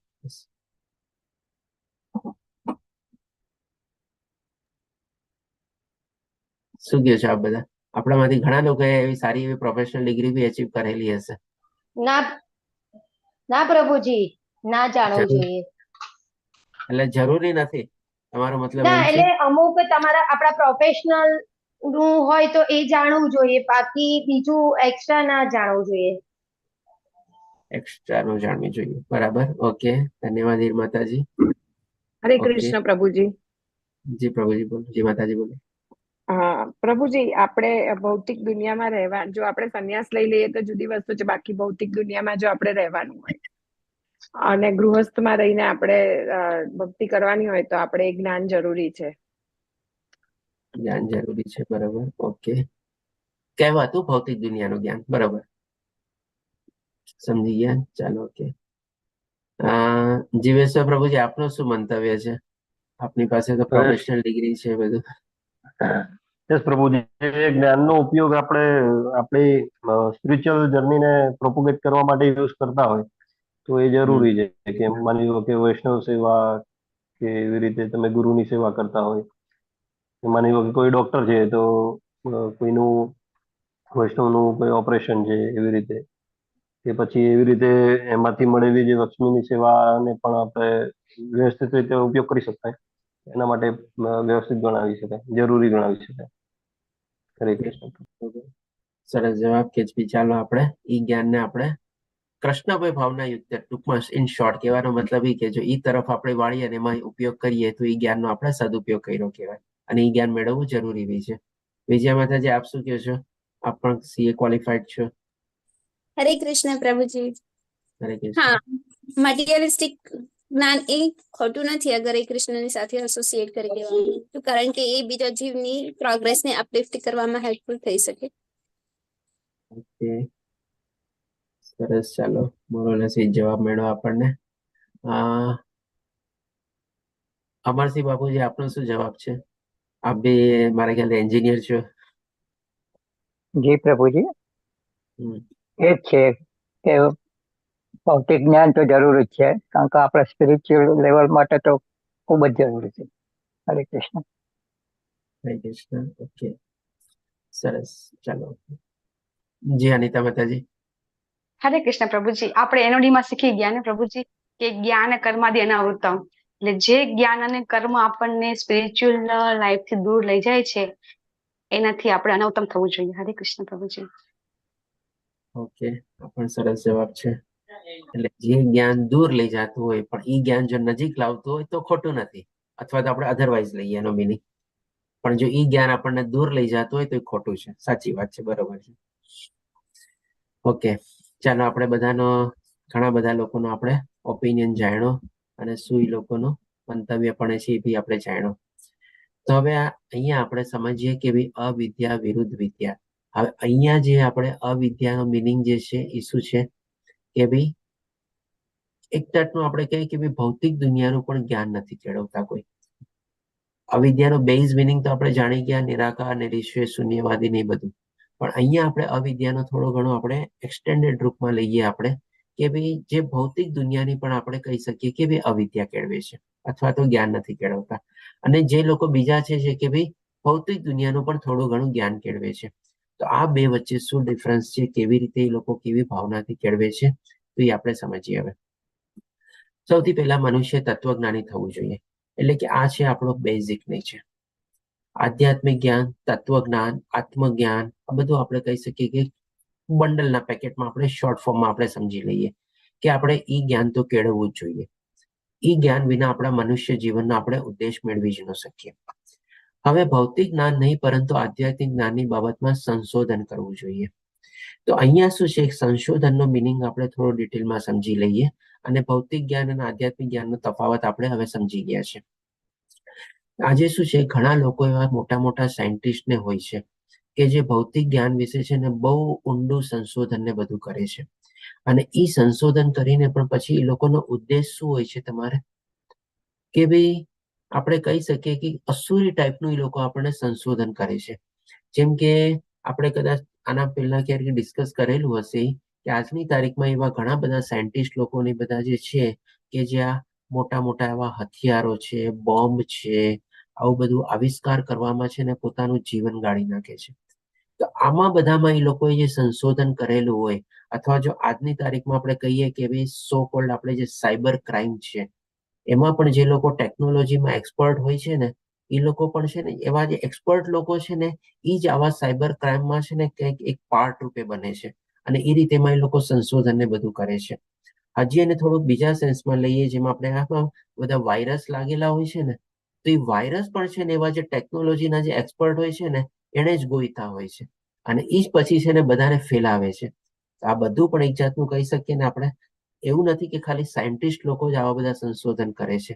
આવા બધા કહી શકીએ કે આપણે જે એન્જિનિયર લોકો હોય આવા, અથવા તો હવે આપણે થોડુંક હજી બીજા પ્રોફેશન તરીકે બી આપણે લઈએ. આજની તારીખમાં બી ઘણા લોકો એવા એને પ્રોફેશનમાં ઇન્વોલ્વ હોય છે કે એ લોકો જ બિઝનેસમેનને બધું દેખાડે છે કે તમે કેવી રીતે આવી રીતે તમે તમારા પ્રોફિટ ઘટાડો, ટેક્સ કરો કે આવી રીતે કાંઈ પણ જે કંઈ હોય ને, જે જીવેશ્વર પ્રભુજીએ કીધું છે બાયો વેપન્સ, આમાં બાયો વેપન, કેમિકલ વેપન્સ, આ બધું ચીજ એમાં આવી ગઈ. સરસ પ્રભુજી, ધન્યવાદ પ્રભુજી. એટલે કે ટૂંકમાં શું છે, આપણે જોઈએ કે ભાઈ આજની તારીખમાં જે કહેવાતું ભૌતિક જ્ઞાનમાં જે કહેવાતા બધા જે એક્સપર્ટ છે ને ઈ લોકો જ છે ને આપણે કહીએ કે આવી અસુરી વૃત્તિમાં પ્રવૃત્ત થયેલા છે, અને ઈ લોકો જ આવું છે ને કંઈક સંશોધન કરીને રાખે છે. તમને શેમાં ફાયદો વધારે થાય, તમારે કેવી રીતે ટેક્સને આવી રીતે બચવું, તમે કેવી રીતે આમ કરી શકો, તમે કેવી રીતે આવા બધા વિપન બનાવી શકો, કેવી રીતે આવા તમે હથિયાર બનાવી શકો, કેવી રીતે તમે આવા વાયરસ બનાવી શકો, કેવી રીતે આવું બધું તમે કરપ્શન ફેલાવી શકો. એટલે કે આવી બધી ચીજોમાં સંશોધન કરતા હોય છે. તો આ જે કરતા હોય છે ને કે ડેફિનેટલી આપણે ખોટું છે, અસુર લોકો જ આપણે કહી શકીએ. એનામાં ને જે આપણે કહીએ ને કે આ બધા કલયુગના બધા અસુરો છે, આપણને ઘણી વાર દેખાતા નથી. બહારથી આપણને દેખાય, ઓહો ટેકનોલોજીમાં આટલી બધી ડિગ્રી હાસિલ કરેલી છે, આટલો મોટો ઊંચી પોસ્ટ ઉપર છે, પણ ક્યારેક તમે એના કરતું જ જુઓ ને, કાર્ય જુઓ ને, આવા બધા નેગેટિવ કરતું હોય આપણે. હવે એ જ રીતે આપણે શું છે કે ભાઈ, તમારો પ્રશ્ન અહીંયા બીજો એક ઉભો થાય કે ભાઈ આપણે આધ્યાત્મિક જ્ઞાનમાં સંશોધન કેવી રીતે કરી શકીએ.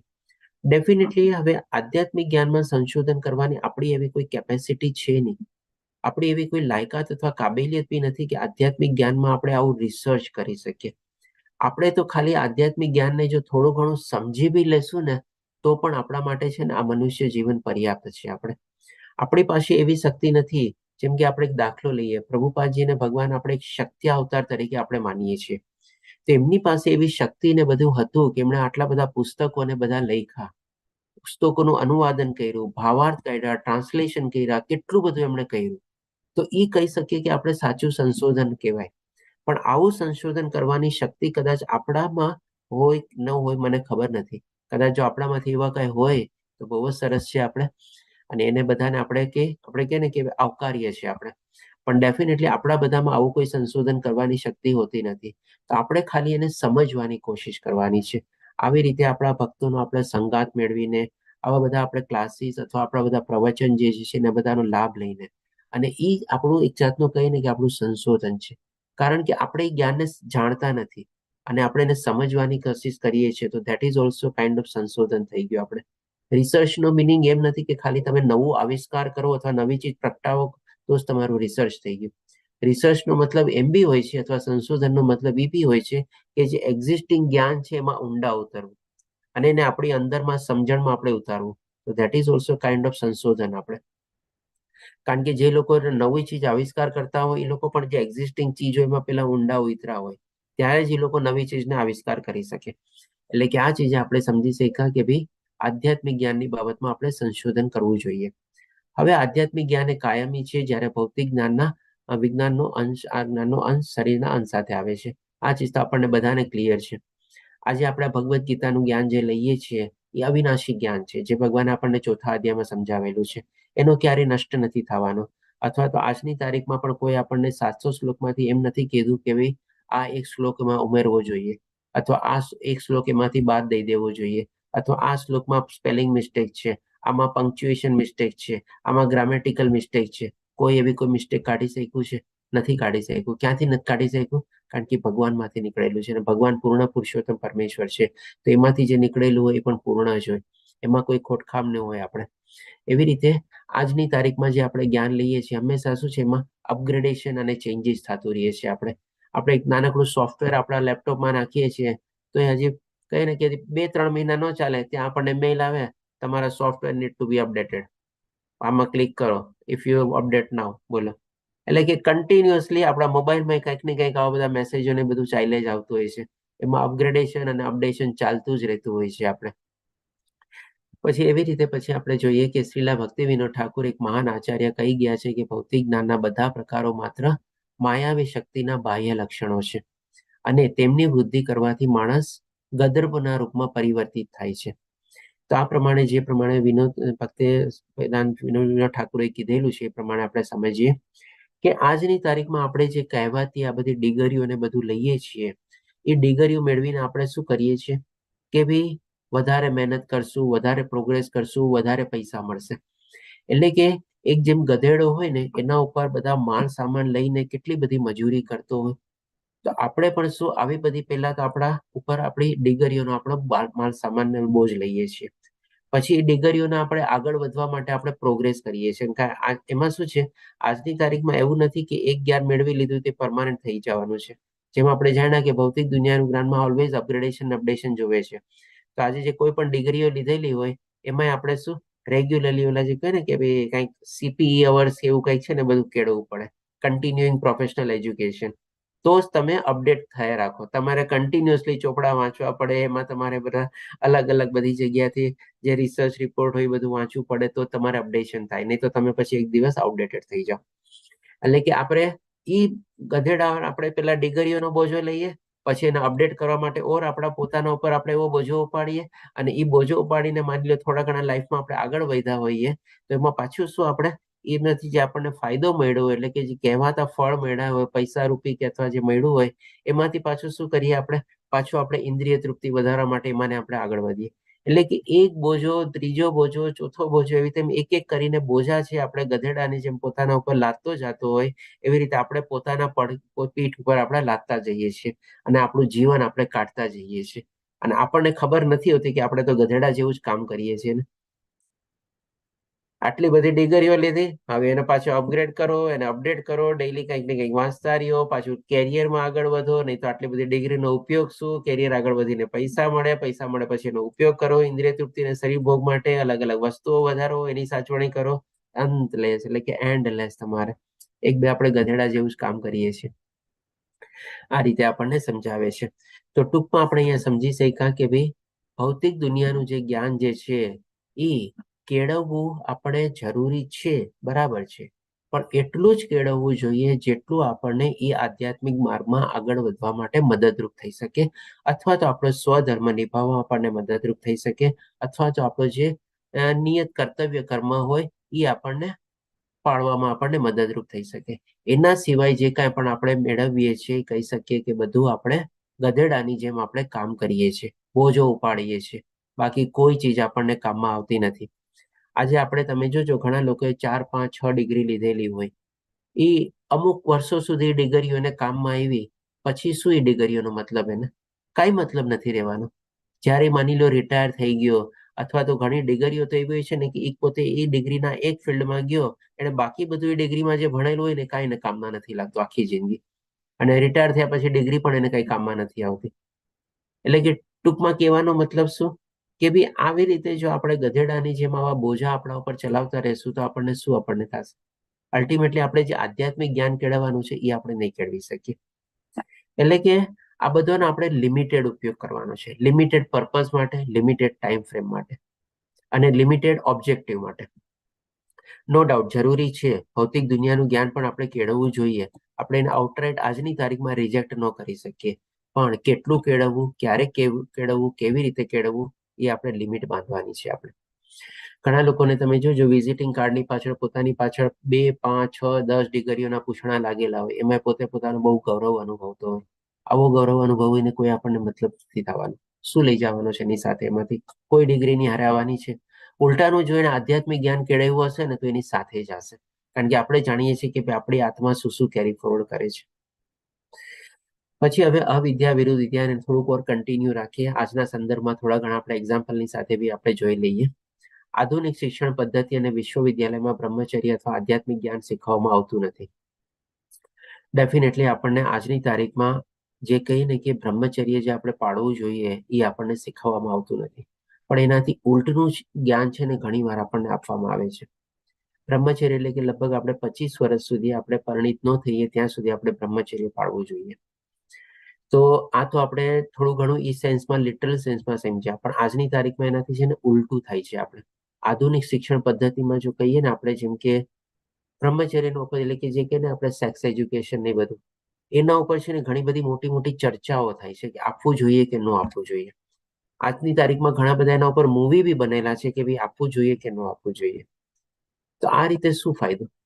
આપણે પહેલાના વખતમાં જોતા હતા કે માણસો જ્યારે ગુરુકુળમાં જતા ત્યારે ગુરુની સેવા કરતા અને ત્યારે બધી ટાઈપની લોકો સર્વિસ કરતા, ગુરુના પગ દબાવતા, એમનું ખાવા માટે ખાવાનું બનાવતા, એમને જે જરૂરિયાત ચીજો એ લાવતા, એના મળમૂત્રનો બી આપણે પેલું સાફ કરતા અને બધું કરતા.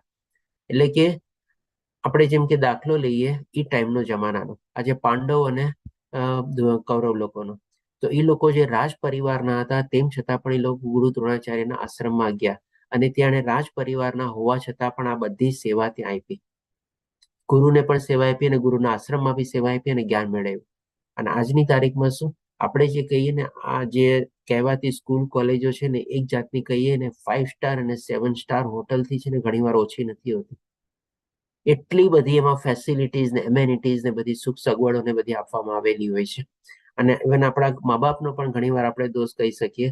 મા બાપ લોકો આપણે શું છે એ જોઈએ છે કે ભાઈ સ્કૂલ કોલેજમાં એક્સ્ટ્રા ક્યુરિક્યુલર એક્ટિવિટીઝ શું છે, બીજું બધું શું છે, એમાં ફેસિલિટીઝ શું છે, આના ઉપર આપણે વધારે ભાર આપીએ છીએ કે ભાઈ નહીં કે ભાઈ એમાં કેવા ટાઈપના બાળકો બધા આગળ વધેલા છે.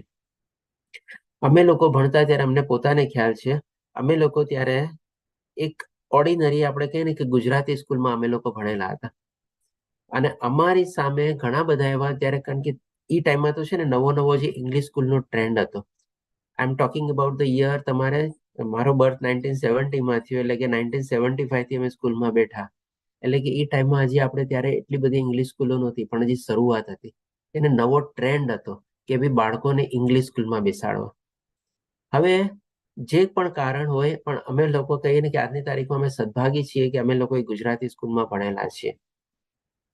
કલકત્તાની બહુ આમ કહે ને કે ભાઈ બહુ જૂની સ્કૂલ હતી, વર્ષો જૂની સ્કૂલ છે આપણે તમારે, પણ બધા લોકો શું ઇંગ્લિશ સ્કૂલમાં બેસાડવાના બહાને. એટલે કે અમારા જ કઝિન લોકો બધા ઇંગ્લિશ સ્કૂલમાં લોકો બેઠા હતા ત્યારે અમને લોકોને એમ થાય કે જો ઇંગ્લિશ સ્કૂલમાં ભણે છે અને અમે લોકો ગુજરાતી સ્કૂલમાં ભણેલા હતા.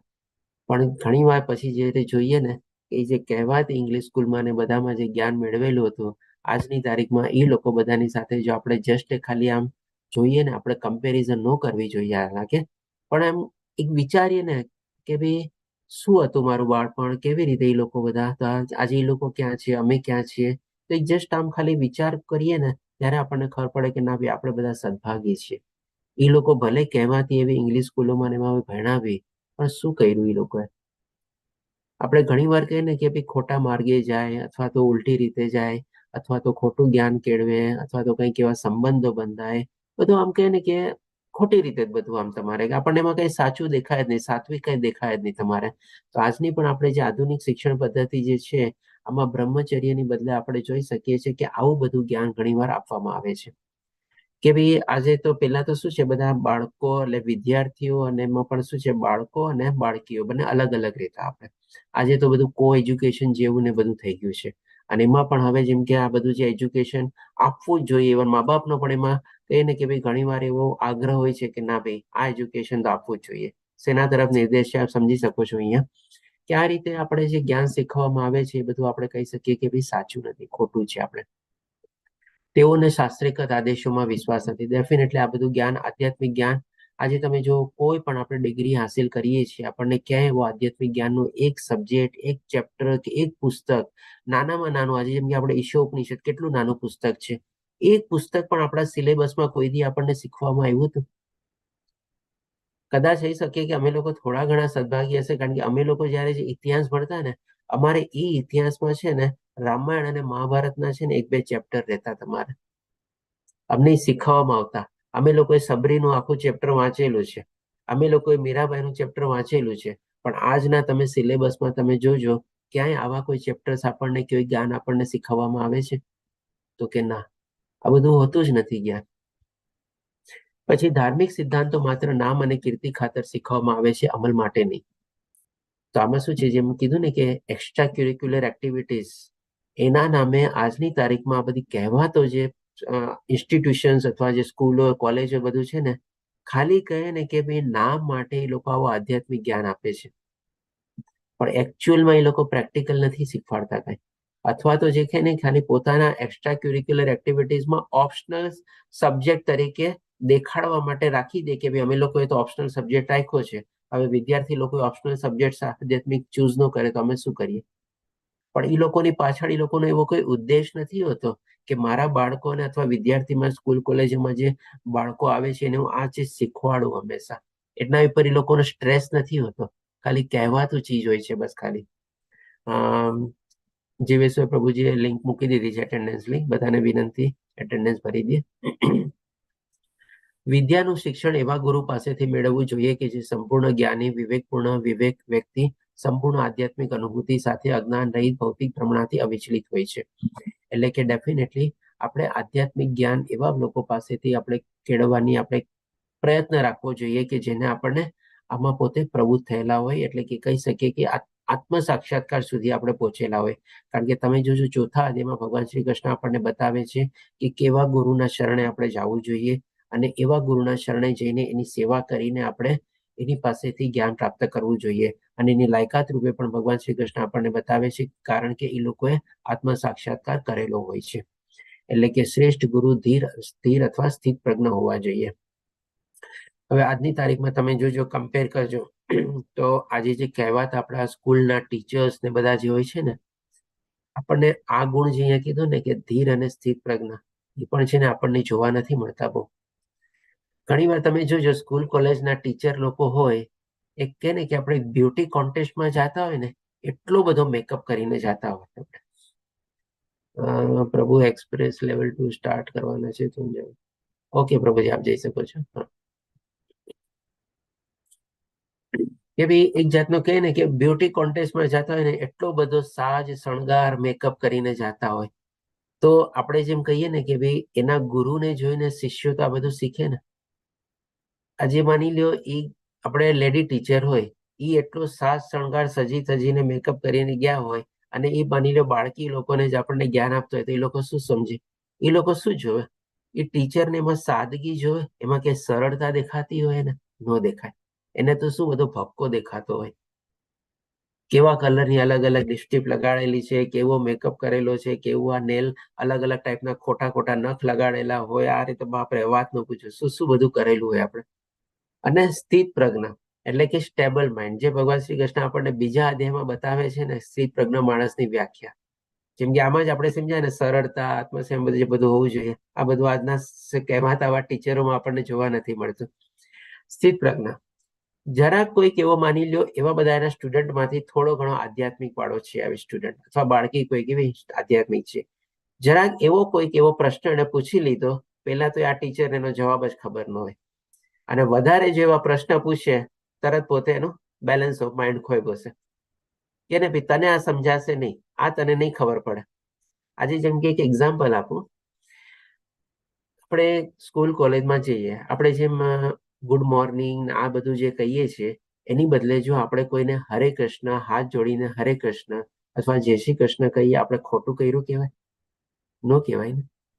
પણ જે આજકાલના જે કહેવાતા આવા મોડર્ન ટીચર ને બધા શું કે, you are outdated, you should not do this practice, you should not say Hare Krishna, you should say good morning, એવી તેમ કે આપણને, તો શું બોલો? એટલે કે ને કે ભાઈ આજે ધીર અને સ્થિત પ્રજ્ઞ એ લોકોમાં હોતા જ નથી તારે. અને વાસ્તવિક જ્ઞાન મુક્તિદાયક છે. એટલે કે વાસ્તવિક જ્ઞાન એટલે કયું જ્ઞાન? તો કે આધ્યાત્મિક જ્ઞાન. અને આધ્યાત્મિક જ્ઞાન જે છે એ જ આપણને મુક્તિ તરફ આગળને લઈ જઈ શકે છે. એટલે કે આ બધી આખી સ્લાઇડને આટલો સમય આપીને ડિસ્કસ કરવાનો ભાવાર્થ શું હતો કે આજની તારીખમાં જે કહેવાતું જ્ઞાન જે છે ને, એ આપણે એનો બહુ લિમિટેડ ઉપયોગ કરવો જોઈએ આપણે.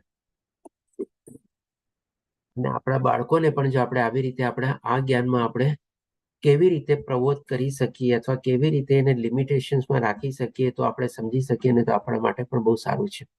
આ રીતે આપણો ઈશોપનિષદ મંત્ર 11 કમ્પ્લીટ થાય છે. હવે આપણે ઈશોપનિષદ મંત્ર નંબર 12 લેશું, 11 લેશું. તો કોણ લેશે શ્લોકા? હરે કૃષ્ણ માતાજી. લઉં પ્રભુજી? જી માતાજી. વિદ્યામ ચા વિદ્યામ ચ યસ્તદ વેદો ભયસઃ અવિદ્યા મૃત્યુમ તીત્વામ વિદ્યામૃતમશ્નુતે. ભાષાંતર: જે મનુષ્ય અવિદ્યા અને દિવ્ય જ્ઞાન એ બંનેની પ્રક્રિયા એક સાથે જ શીખી શકે છે, તે જ મનુષ્ય જન્મ અને મરણના ફેરામાંથી મુક્ત થઈ શકે છે અને અમરત્વનું વરદાન પૂર્ણપણે પામી શકે છે. હરે કૃષ્ણ. હરે કૃષ્ણ. સરસ માતાજી, ધન્યવાદ. તો ટૂંકમાં છે ને, આમ જોવા જઈએ ને તો આપણે આજે 10મો, 11મો અને 12મો અધ્યાય છે ને સમજાવવો છે ને, આમ જોવા જાવ ને તો બહુ ઈઝી છે આપણે, પણ એમાંથી જે સમજવાનું છે ને, એ આપણે કહી શકીએ કે બહુ અઘરું છે આપણે. કારણ કે આપણે લોકો બધા છે ને અત્યારે ભૌતિક જ્ઞાનને છે ને બહુ ઇમ્પોર્ટન્સ આપીએ છીએ આપણે. અને એકવાર આ માઇન્ડમાં સમજાવવું કે ભાઈ આ ભૌતિક જ્ઞાન મેં જે આ બધી ડિગ્રીઓને બધી મેળવેલી છે, એટલી ઉપયોગી નથી, એટલી જરૂરી નથી, એટલી મહત્વની નથી, એ સમજણ કેળવવી છે ને આપણા માઇન્ડમાં બહુ જ અઘરી છે આપણે. એટલે કે હું તમને ખાલી સમજાવી શકું, સમજાવવાનો પ્રયત્ન કરી શકું, પણ આપણે એને કેટલી સરળતાથી અથવા કેટલી આપણે મહેનત કરીને આપણા અંદરમાં બેસાડીએ કે આધ્યાત્મિક જ્ઞાન જે છે ટેમ્પરરી છે, સમજવું જરૂરી નથી, લિમિટેડ જરૂરી છે, બાકી બધું આપણે બેકાર ચીજ છે, આ આપણા માઇન્ડમાં છે ને નાખવું બહુ જરૂરી છે. તો એના જ કારણે છે ને આપણે આપણા જે નેક્સ્ટ જનરેશન છે ને એને પણ આપણે સમજાવી શકશું. હવે અહીંયા પણ જે આપણે જે મિનિંગ છે, આપણે જે મનુષ્ય અવિદ્યા, અવિદ્યાનું મિનિંગ આપણે સમજી ગયા. બેઝ મિનિંગ આપણે કે ભાઈ નિરાકાર, શૂન્યવાદી અને નિર્વિશેષવાદી. પણ આજની તારીખમાં જે બધું કહેવાતું જ્ઞાન છે એ પણ એક ટાઈપની અવિદ્યા છે. પણ એનો લિમિટેડ પર્પઝ કેવી રીતે કરવો, અને પછી બીજી ચીજ શું, એટલે દિવ્ય જ્ઞાન અથવા આધ્યાત્મિક જ્ઞાન. એટલે કે આ બંને પ્રક્રિયાને એક સાથે શીખે છે. હવે અહીંયા તમે જુઓ કે ભાઈ આપણે જે પહેલો પ્રશ્ન હતો ને કે ભાઈ આધ્યાત્મિક જ્ઞાન આપણે કેળવવું જરૂરી છે ને ભૌતિક જ્ઞાન કેળવવું જોઈએ કે ન કેળવવું જોઈએ, તો એ પણ ડેફિનેટલી જરૂરી છે. થોડું ઘણું જરૂરી છે, એ પણ જાણવું જરૂરી છે. એટલા જ માટે અહીંયા કહે છે કે બંને પ્રક્રિયા એક સાથે શીખી શકે છે. તે જ મનુષ્ય જન્મ મરણના ફેરામાંથી મુક્ત થઈ શકે છે અને અમરત્વનું વરદાન પૂર્ણપણે પામી શકે છે. આનું એન્ડ રિઝલ્ટ છે આપણે કે આ બંને જ્ઞાન કેળવીને આપણે કેવી રીતે આપણે આધ્યાત્મિક જ્ઞાનમાં વધારે આપણે આગળ વધીએ અને આપણે જન્મ મૃત્યુ જરા વ્યાધિમાંથી આપણે મુક્ત થવા પ્રત્યે આપણે આગળ વધવાનું છે. તો હવે આને સમજવા માટે આજની સંદર્ભમાં બી આપણે જોઈએ. એના પહેલા જેમ કે અહીંયા એક એક્ઝામ્પલ આપેલો છે, જેમ આધ્યાત્મિક જ્ઞાન અને સ્પિરિચ્યુઅલ જ્ઞાન વચ્ચેનો ટેબલ રૂપમાં. પિક્ચરમાં ડાબા હાથમાં સ્પિરિચ્યુઅલ જ્ઞાન છે, આધ્યાત્મિક જ્ઞાન, અને જમણા હાથમાં મટીરિયલ જ્ઞાન છે. અને અહીંયા નીચે જે ડિફરન્સ ટેબલ છે એમાં આપણે ડાબી બાજુમાં મટીરિયલ નોલેજ અથવા ભૌતિક જ્ઞાન છે અને સ્પિરિચ્યુઅલ જ્ઞાન છે. તો આજની જે જ્ઞાન જે છે આપણને શું છે, લાઈફસ્ટાઈલ શીખવે છે. લાઈફસ્ટાઈલ એટલે કે શું, કેવા કપડાં પહેરવા, કેવી રીતે બિહેવ કરવું બધાની સાથે, આપણે કેવી રીતે વાતચીતો કરવી, કેવી રીતે મેકઅપ કરવો, કેવા નવા મોબાઈલ વાપરવાને એ બધું આપણને છે ને, કેવા નવા બ્રાન્ડેડ શૂઝ વાપરવા, કેવા નવા પર્સ વાપરવા, કેવા મેચિંગ કપડાં પહેરવા, મેચિંગ કપડાની સાથે શું કરવું, આ બધી છે ને એક જાતની કહીએ કે લાઈફસ્ટાઈલ છે આપણને. પણ અહીંયા શું છે, આપણને સાચો આપણો જે મનુષ્ય જીવન આપણે જે પ્રાપ્ત કરેલું છે ને એનું આપણને મિનિંગ શીખવાડે છે. એટલે કે આપણને ગિવ્સ ધ લાઈફ, એટલે કે આપણી મનુષ્ય જીવનની સાચી જિંદગીનો તાત્પર્ય સમજાવીને આપણને સાચી જિંદગી જીવવાનું આપણને શીખવાડે છે, આપણે કહી શકીએ આધ્યાત્મિક જ્ઞાન. અને આ જે ભૌતિક જ્ઞાન જે શું છે, ખાલી ક્વોન્ટિટીમાં જોવે છે કે ભાઈ કેટલી ડિગ્રીઓ છે એમની પાસે, અથવા તો કેટલી પ્રોપર્ટી છે, કેટલી ગાડી છે, કયા બ્રાન્ડની ગાડી છે, આવું બધું આપણને ક્વોન્ટિટીમાં શીખવાડે. આપણને અહીંયા જે છે આધ્યાત્મિક જ્ઞાન જે છે આપણને ક્વોલિટીમાં, કે ભાઈ એનું આચરણ કેવું છે, એની પ્રગતિ કેવી છે આધ્યાત્મિક માર્ગની, આ બધી ચીજની આપણે ક્વોલિટી આપણને અહીંયા શીખવાડે છે. અને ભૌતિક જ્ઞાનમાં શું છે, try to prove to the world. આપણે હંમેશા આપણે પોતાની જાતને સાબિત કરવા માટે હંમેશા પ્રયત્ન કરવો પડે છે. આપણે કોઈ ડિગ્રી મેળવેલી હોય તો એમાં આપણે કેટલા પારંગત છે એના માટે આપણે માર્કશીટ દેખાડવી પડે છે. આપણને કોઈ અનુભવ હોય એના આપણે પ્રૂફ કરવા માટે કેવું પડે, જો મેં આ ચીજ કરેલી તો એનું આ રિઝલ્ટ મળ્યું, કંપનીને આટલો ફાયદો થયો, આવી રીતે આમ થયું. એટલે કે ઓલવેઝ આપણે પ્રૂફ જ આપણે પોતાની જાતને કરી રાખવું પડે છે. અને અહીંયા શું છે, આધ્યાત્મિક જ્ઞાનમાં it max us to improve, automatically proof comes. આમાં શું છે, આપણે પોતાની જાતને સાબિત કરવાની જરૂર હોતી નથી. આપણું આચરણ જે છે ને એમાં જ આપણને છે ને આપણો દિન પ્રતિદિન આપણે સુધારો થાય છે. જેમ આપણે જાણ્યા ને 20 ચીજ આપણે અહીંયા આ અધ્યાયમાં, આ 13મા અધ્યાયમાં આપણે 8 થી 12 શ્લોકમાં જે જાણ્યું આપણે આ શ્લોકના સંદર્ભમાં, એ 20 ચીજો પર જેમ જેમ આપણે આગળ વધીએ ને આપણી લાઈફનું છે ને આપણે કહે ને કે ભાઈ લેવલ છે ને આખું અલગ જ લેવલ થઈ જાય છે આપણે. અને એ જ આપણી જાતને પોતાને પુરવાર કરે છે. આપણે કોઈ એક્સ્ટ્રા પ્રૂફ દેવાની જરૂર હોતી નથી. અને અહીંયા શું છે, ભૌતિક દુનિયામાં હંમેશા કોમ્પિટિશન વિથ અધર્સ. આટલા પર્સન્ટ મળશે તો જ એડમિશન મળશે, આટલા પર્સન્ટ નહીં મળે તો આ કોલેજમાં એડમિશન નહીં મળે, પછી બી ગ્રેડ સી ગ્રેડની કોલેજમાં જવું પડશે, આટલામાં ઓલા ઇન્ટરવ્યુમાં પાસ થશું તો જ આ કોલેજમાં કંપનીમાં જોબ મળશે, નહીં તો નહીં મળે. હંમેશા કોમ્પિટિશન, પ્રૂફની સાથે કોમ્પિટિશન આપણે કન્ટિન્યુઅસ કરવી પડે. અને આમાં શું છે, કોમ્પિટિશન આપણે કોઈની સાથે નથી, આપણા પોતાની સાથે જ કોમ્પિટિશન છે.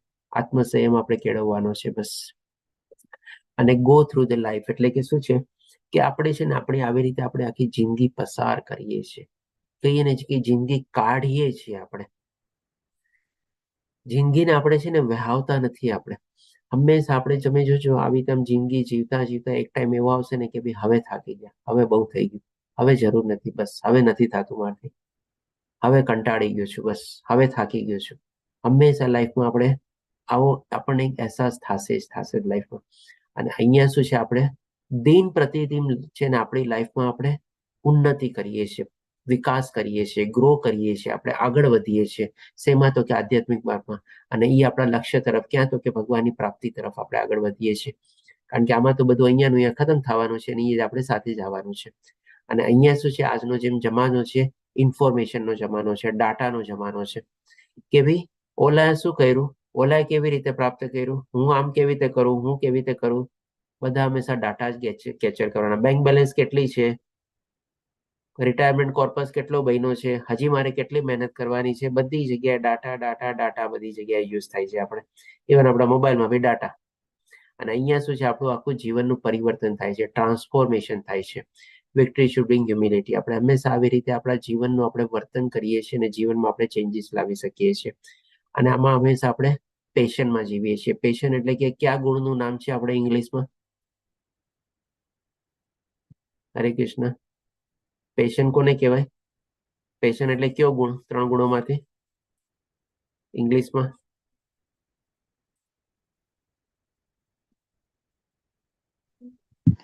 હરે કૃષ્ણ. રજોગુણની વાત. હા, પેશન એટલે રજોગુણ. ઇંગ્લિશમાં રજોગુણ ને પેશન કહેવાય છે ને. તો આપણે શું છે, મોસ્ટલી અહીંયા રજોગુણમાં આપણે જીવીએ છીએ. અને રજોગુણનું ભગવાન શ્રી કૃષ્ણ આપણને કઈ ટેસ્ટ બતાવે છે? તો કે અત્યંત લોભ, અતૃપ્ત ઈચ્છા, કાંઈક ને કાંઈક આવી બધી ઈચ્છાઓમાં એમાં જ આપણે લાગેલા હોઈએ છીએ આ ભૌતિક દુનિયામાં આપણને. અને આમાં શું છે, આપણે હંમેશા કમ્પેશન એટલે કે દયાભાવ હોય છે. કારણ કે આપણે શું જાણી ગયા હોઈએ છીએ આધ્યાત્મિક જ્ઞાનમાં, કે ભાઈ આપણે બધી આત્મા છે અને જે આત્મા મારા શરીરમાં છે એ જ આત્મા બીજાના શરીરમાં છે. અને બધા પ્રત્યે આપણે દયાભાવ હોય છે. અને અહીંયા હંમેશા પેશનના કારણે આપણને શું હોય છે? જેલસી ભાવ હોય છે આપણને. ત્યારે આવી રીતે આપણને આત્મજ્ઞાન કેળવીને આપણે બધાને દયાભાવ આપણે અથવા તો એકત્વ અથવા સમત્વ ભાવ આપણે કેળવી શકીએ છીએ. તો આપણે કહી શકીએ કે શોર્ટમાં આપણે ભૌતિક જ્ઞાન અને આધ્યાત્મિક જ્ઞાન વચ્ચેનો ફરક શું છે, અને આપણે આ બંનેને જાણીને આપણે કેવી રીતે આપણને મુક્તિ પ્રાપ્તિ કરી શકીએ છીએ. તો આના સંદર્ભમાં પણ આપણે જેમ ભગવદ્ ગીતાના 8મા અધ્યાયના 16મા શ્લોકમાં જ કહેવામાં આવેલું છે કે હે અર્જુન, આ ભૌતિક જગતમાં સર્વોચ્ચ લોકથી માંડીને નિમ્નતમ સુધીના બધા જ દુઃખોના સ્થાન છે કે જ્યાં વારંવાર જન્મ તથા મરણ થયા કરે છે. અલ્ટિમેટલી ગોલ શું છે આપણો? આ જન્મ મરણના ચક્કરમાંથી બહાર નીકળવાનો ને. પરંતુ હે કુંતી પુત્ર, જે મનુષ્ય મારા ધામને પામે છે તે કદાપી પુનર્જન્મ પામતો નથી. તો આ જન્મ મૃત્યુ જરા વ્યાધિના ચક્કરમાંથી બહાર નીકળવાનો મતલબ શું? તો કે ભગવાનના ધામમાં પહોંચીએ. અને ભગવાનના ધામમાં જ્યારે પહોંચી જઈએ ત્યારે ફરીથી પાછી આપણને આ 4 ટાઈપની તકલીફ આપણને ભોગવવી પડતી નથી. અને આ જ શ્લોકમાં ભગવાન શ્રી કૃષ્ણ કહે છે ને કે ભાઈ દુઃખાલયમાં શાશ્વતમ, એટલે કે આ જે છે આપણો આ મૃત્યુલોક જે છે એ દુઃખોનું જ કારણ છે. આમાં સુખ છે જ નહીં આપણને. પણ આપણે શું કરીએ છીએ? આખી જિંદગી આપણે સુખ, શાંતિ અને આનંદ ગોતવા માટે આપણી મહેનત કરીએ છીએ આપણે. અને જ્યારે ભગવાને જ કીધેલું છે કે આ જગતમાં નથી, તો પછી આપણને મળવાનું જ ક્યાંથી? પણ તેમ છતાં પણ આપણે શું હંમેશા આપણી સરખામણી કરીએ છીએ. ઓલા આ મેળવી લીધું, આની પાસે જો આ ચીજ આવી ગઈ, આની પાસે આ ગાડી આવી ગઈ, ઓલા આમ પહેરી લીધું, આની પાસે આ પર્સ છે, આની પાસે આ મોબાઈલ છે. આવી હંમેશા સરખામણી, અદેખાઈ અને ઈર્ષા જ કરીએ છીએ. અને એના જ કારણે આપણને ભવિષ્યની બી ચિંતા આપણને લાગેલી હોય છે. ભવિષ્યમાં શું થશે? મારો જોબ રહેશે કે નહીં? પ્રમોશન થશે કે નહીં? આગળ વધીશ કે નહીં? રિટાયરમેન્ટ પ્લાનિંગ થશે કે નહીં? આવી ભવિષ્યની ચિંતામાં આપણે ડૂબેલા હોઈએ છીએ. એટલે કે ટૂંકમાં આપણને જ્યાં સુખ નથી ત્યાં આપણે ગોતીએ છીએ, અને જ્યાં બધી મહેનતો કરીએ છીએ આપણે કહી શકીએ કે આપણે ગધેડા જેવી મહેનત કરીએ છીએ આપણે. હવે પછી આપણે જોઈએ કે ભાઈ જે પ્રમાણે આપણે જાણ્યું કે આપણે આ જીવન ઉપર છે ને સંતુષ્ટ થવાનો આપણે દ્રષ્ટિકોણ કેળવવાનો છે કે ભૌતિક જ્ઞાન આપણને કેટલું જરૂરી છે, કેવી રીતે મેળવી શકીએ આપણે લિમિટેડ, અને એને લિમિટેડ પર્પઝ આપણે કરીને આપણે આધ્યાત્મિક જીવનને કેવી સરસ રીતે આગળ વધારીને આપણે આપણી લાઈફને સરસ રીતે કહીને કે ભાઈ આપણા જે લક્ષ્ય માટે બનેલી છે એમાં આપણે એનો સદુપયોગ કરી શકીએ આપણે. બાકી નહીં તો અધરવાઇઝ તમે જોવો તો જીવનકાળ દરમિયાન આપણા મેક્સિમમ આપણે આવી આધ્યાત્મિક નહીં પણ આપણે ભૌતિક જરૂરિયાતો નહીં બધા પાછળ જ આપણે એ જ્ઞાન કયો, એ જરૂરિયાત કયો, ઇન્દ્રિય તૃપ્તિ કયો, શરીર સુખ માટે કયો કે એમાં જ આપણે વેડફી નાખીએ છીએ આપણો જીવનનો બહુમૂલ્ય સમય આપણે.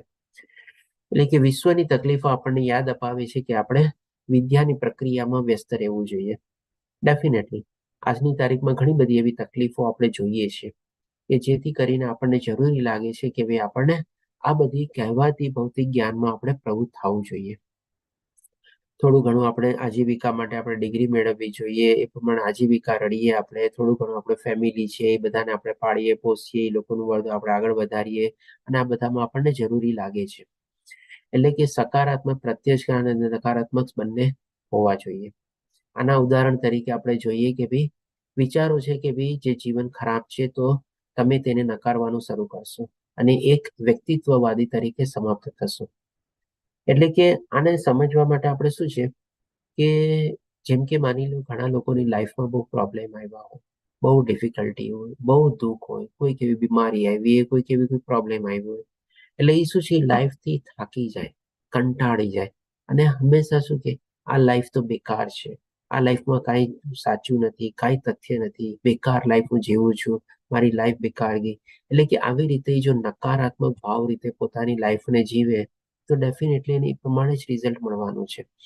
પણ માની લ્યો હવે એ જ પોતાની લાઈફને, કારણ કે શું છે આપણને જે મનુષ્ય જીવન મળ્યું છે કાંઈક તો પુણ્ય કર્મ કર્યા છે તો જ મનુષ્ય જીવન મળ્યું છે. કેમ આપણને પ્રાણી જીવન ન મળ્યું? કેમ આપણને અલગ અલગ આપણે કે નિષ્ઠ આપણે કે નીચલી યોનિમાં બધામાં આપણને જન્મ ન મળ્યો? પણ હવે આ જે ભગવાનની પ્રકૃતિ જે છે એ પણ આપણે સાચી છે, એને પણ આપણે મિથ્યા ન કહી શકીએ. અને આપણને જે જીવન મળ્યું છે એ પણ આપણને કંઈક ને કંઈક પુણ્ય કર્મ કર્યા છે એટલા જ માટે આપણને મળેલું છે. કારણ કે આ જ જીવનમાં જ આપણે સમજી શકીએ છીએ કે ભગવાન સાથે આપણે કેવી રીતે બંધાયેલા છે, અથવા તો બ્રહ્મ જિજ્ઞાસા કેળવીને આપણે આપણા જીવનનું લક્ષ્યને પ્રાપ્ત કરી શકીએ છીએ. એટલે કે ટૂંકમાં કહેવાનું તાત્પર્ય એ છે કે ગમે તેવા સંજોગોમાં આપણે આપણી જિંદગીને જો આવી રીતે નેગેટિવ રીતે સમજીએ તો આપણે બહુ ખોટું સમજીએ છીએ આપણે. કારણ કે આ જે સૃષ્ટિ છે એ પણ ભગવાનની સૃષ્ટિ છે અને આપણામાં રહેલો જે જીવ છે આત્મા જે છે એ પણ ભગવાનનો જ અંશ છે. એટલે કે આવી રીતે નેગેટિવ ભાવનાથી આપણે આપણી જિંદગીને જીવી અને જિંદગીને આપણે ખતમ ન કરી શકીએ આપણે. પણ એના બદલે આપણે કે જો જીવન ખૂબ સારું છે અને તમે તેમાં કેટલા કૃષ્ણ ઉમેરશો તો પછી તમે સહજતાથી સંપૂર્ણ થઈ શકશો. એટલે કે આપણે એમ વિચારીએ કે ભાઈ ચાલો જે કાંઈ પણ તકલીફ, પ્રોબ્લેમ, ડિફિકલ્ટીઝ આવવાની છે બધી પસાર થવાની છે. ભગવાન ઉપર આપણે વિશ્વાસ રાખવાનો, ભગવાન ઉપર આપણે શ્રદ્ધા રાખવાની, ભગવાનને આપણે સાથે જોડવાના, ભગવાનને સાથે લઈને ચાલવાના, અને આવી રીતે આપણે બધા પ્રોબ્લેમમાંથી પાર થઈએ તો ભગવાન જ આપણો હાથ પકડવાના છે, ભગવાન આપણને મદદ કરવાના છે. કારણ કે ભગવાને આપણને શું કીધું છે? બધાનો હિતેચ્છુ છું. પીસ ફોર્મ્યુલા યાદ કરો, 5મા અધ્યાયનો 29મો શ્લોક. ભગવાન બધાના હિતેચ્છુ છે. આપણને જે કાંઈ પણ કષ્ટ, પ્રોબ્લેમ, ડિફિકલ્ટી આવે છે આપણા કર્મોના ગતિ પ્રમાણે આવે છે અને ભગવાન એમાંથી પણ આપણને બહાર પાડવાના છે. ભગવાનના શરણે જાશું તો આપણા બધા પાપ કર્મોનો પણ નાશ થશે. તો આવી રીતે જ્યારે આપણે જો ભગવાનનો આપણે આસ્થા, વિશ્વાસ અને શ્રદ્ધા કેળવીએ તો ઓટોમેટિકલી આ બધી ચીજમાંથી આપણે પાર થઈએ અને સારા દિવસો બી બધું આવે. સારા દિવસો આપણને આધ્યાત્મિક રીતે બી મળે અને ભૌતિક રીતે બી મળે. એટલે કે આપણે લાઈફને છે ને સારી સમજવાની છે, ભગવાનની કૃપા માનવાની છે. આપણે લાઈફથી હતાશ નથી થવાનું, લાઈફમાં નિરાશા નથી કેળવવાની, લાઈફમાં આપણે આશાવાદી બનવાનું છે. અને એ આશા પણ અથવા કહીને કે શેના માટે તો કે ભાઈ ભગવાન પ્રત્યે આપણે આશા કેળવવાની છે. નહીં કે બધા આપણા સુખ સંસાધનોના ભોગો ઉપર આપણે આશા મેળવવાની છે. ભગવાન ઉપર આપણે આશા મેળવશું ને તો ભગવાન આપણને બધું આપી દેશે. ભગવાન 9મા અધ્યાયમાં 22મા શ્લોકમાં કહે છે જ આપણને, મારા ભક્તોની જરૂરિયાત પૂરી કરું છું અને એની પાસે જે છે એનું રક્ષણ કરું છું. એટલે કે ભગવાનને જો સાથે રહીને જેટલા ચાલશું ને આપણી લાઈફ છે ને સુધરતી બી જશે આપણને. એટલે કે શું ટૂંકમાં કહેવાનું તાત્પર્ય કે ભાઈ સંતુલિત રહો, બેલેન્સ રહો. ભૌતિક જીવનની ખામીઓ જુઓ અને તેનો ઉપયોગ ખરાબ સોદામાં શ્રેષ્ઠ કરો. હોઈ શકે ભૌતિક દુનિયામાં ખામી છે ઘણી બધી, પણ આપણે એનો બેસ્ટ ઉપયોગ કરવાનો છે આપણે. એટલે કે ખરાબમાંથી પણ સારું ગોતી અને આપણા પ્રત્યે આપણે સારું કેળવીને આપણે એમાં આગળ વધવાનું છે. અને આવી રીતે આપણે જો આગળ વધીએ તો આપણે કહી શકીએ કે આપણે બેલેન્સ લાઈફ જીવીએ છીએ. બાકી તો ભગવાને કીધેલું છે દુઃખાલયમાં શાશ્વત. જો એમ જ માનીને ચાલશું આપણે હંમેશા તો ડેફિનેટલી આપણને કોઈ લાભ નથી થવાનો. પણ આ ભગવાનની શક્તિ છે અને ભગવાનનો જ અંશ છે આપણી અંદર. એવી રીતે આપણે માનશું ભગવાનને સાથે લઈને તો આપણને બધામાંથી આપણે બહાર નીકળી શકશું. એટલે ભૌતિક જીવનની ઉપાધિઓ આપણને હંમેશા યાદ દેવડાવે છે કે વસ્તુઓ સાથેની આપણી હયાતી અસંગત છે. આ બધું જે દુઃખ, તકલીફો છે બધું ટેમ્પરરી છે. આપણે બુદ્ધિશાળી મનુષ્યો સામાન્ય રીતે આવી યાદીઓની નોંધ લે છે અને વિદ્યાની તથા દિવ્ય જ્ઞાનની ઉપાસનામાં પોતાની જાતને પરોવી દે છે. એટલે કે આમાં શું છે? યાદીઓની નોંધ લે છે એનો મતલબ શું?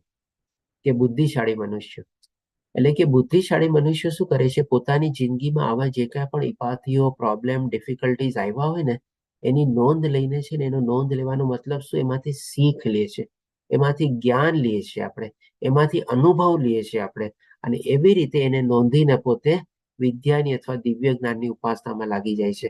અને એ રીતે શું સમજે છે કે ના ભાઈ ચાલો, એ ખરાબ સમય વયો ગયો, કપરો સમય વયો ગયો, ભગવાનની કૃપાથી મારા ઉપર એમણે જ મને કંઈક સારો રસ્તો દેખાડ્યો.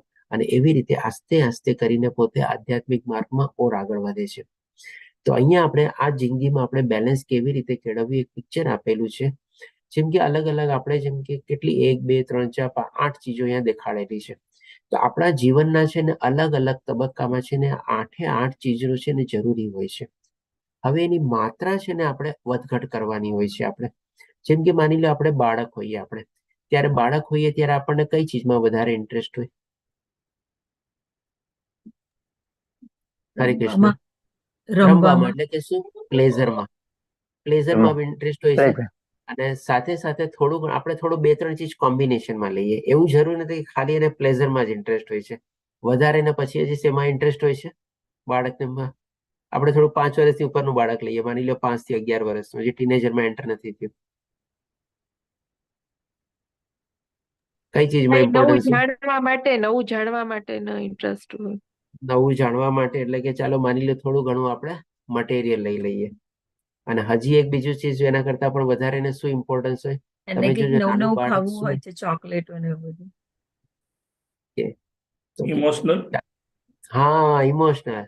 નાનું બાળક છે ને બહુ ઇમોશનલ હોય. તમારે જોજો, મમ્મી પપ્પા જરાક ગુસ્સે થઈ જાય ને, જરાક આંખ દેખાડે ને, કાં તો રોવા માંડે, કાં તો રિસાઈ જાય. બહુ ઇમોશનલ હોય છે. અથવા ગુસ્સે થાય ને એવું ડરી જાય ને, મારી મમ્મી મને ગુસ્સે થયા છે, મારા પપ્પા ગુસ્સે થયા મને, મારા પપ્પાએ આમ કીધું, મમ્મી આમ કીધું. એટલે ઇમોશનલ હોય છે નાનું બાળક. ડેફિનેટલી એનો આનંદમાં તો શોખ હોય જ છે, પણ એ બહુ ઇમોશનલ હોય છે બાળકમાં. અને પછી આપણે કહી શકીએ કે થોડું ઘણું એને બધી જાણવાની ઇંતજારી ને બધું હોય છે, મટીરિયલ ચીજો, કારણ કે બધી નવી નવી ચીજો એની સામે આવે છે. હવે તમે જુઓ, એ બાળક જયારે ટીનેજરમાં એન્ટર થયું, એટલે કે 13 વર્ષનું થયું, 13 થી લઈને 18, ત્યારે એમાં એને શેના વધારે ઇન્ટરેસ્ટ હોય છે?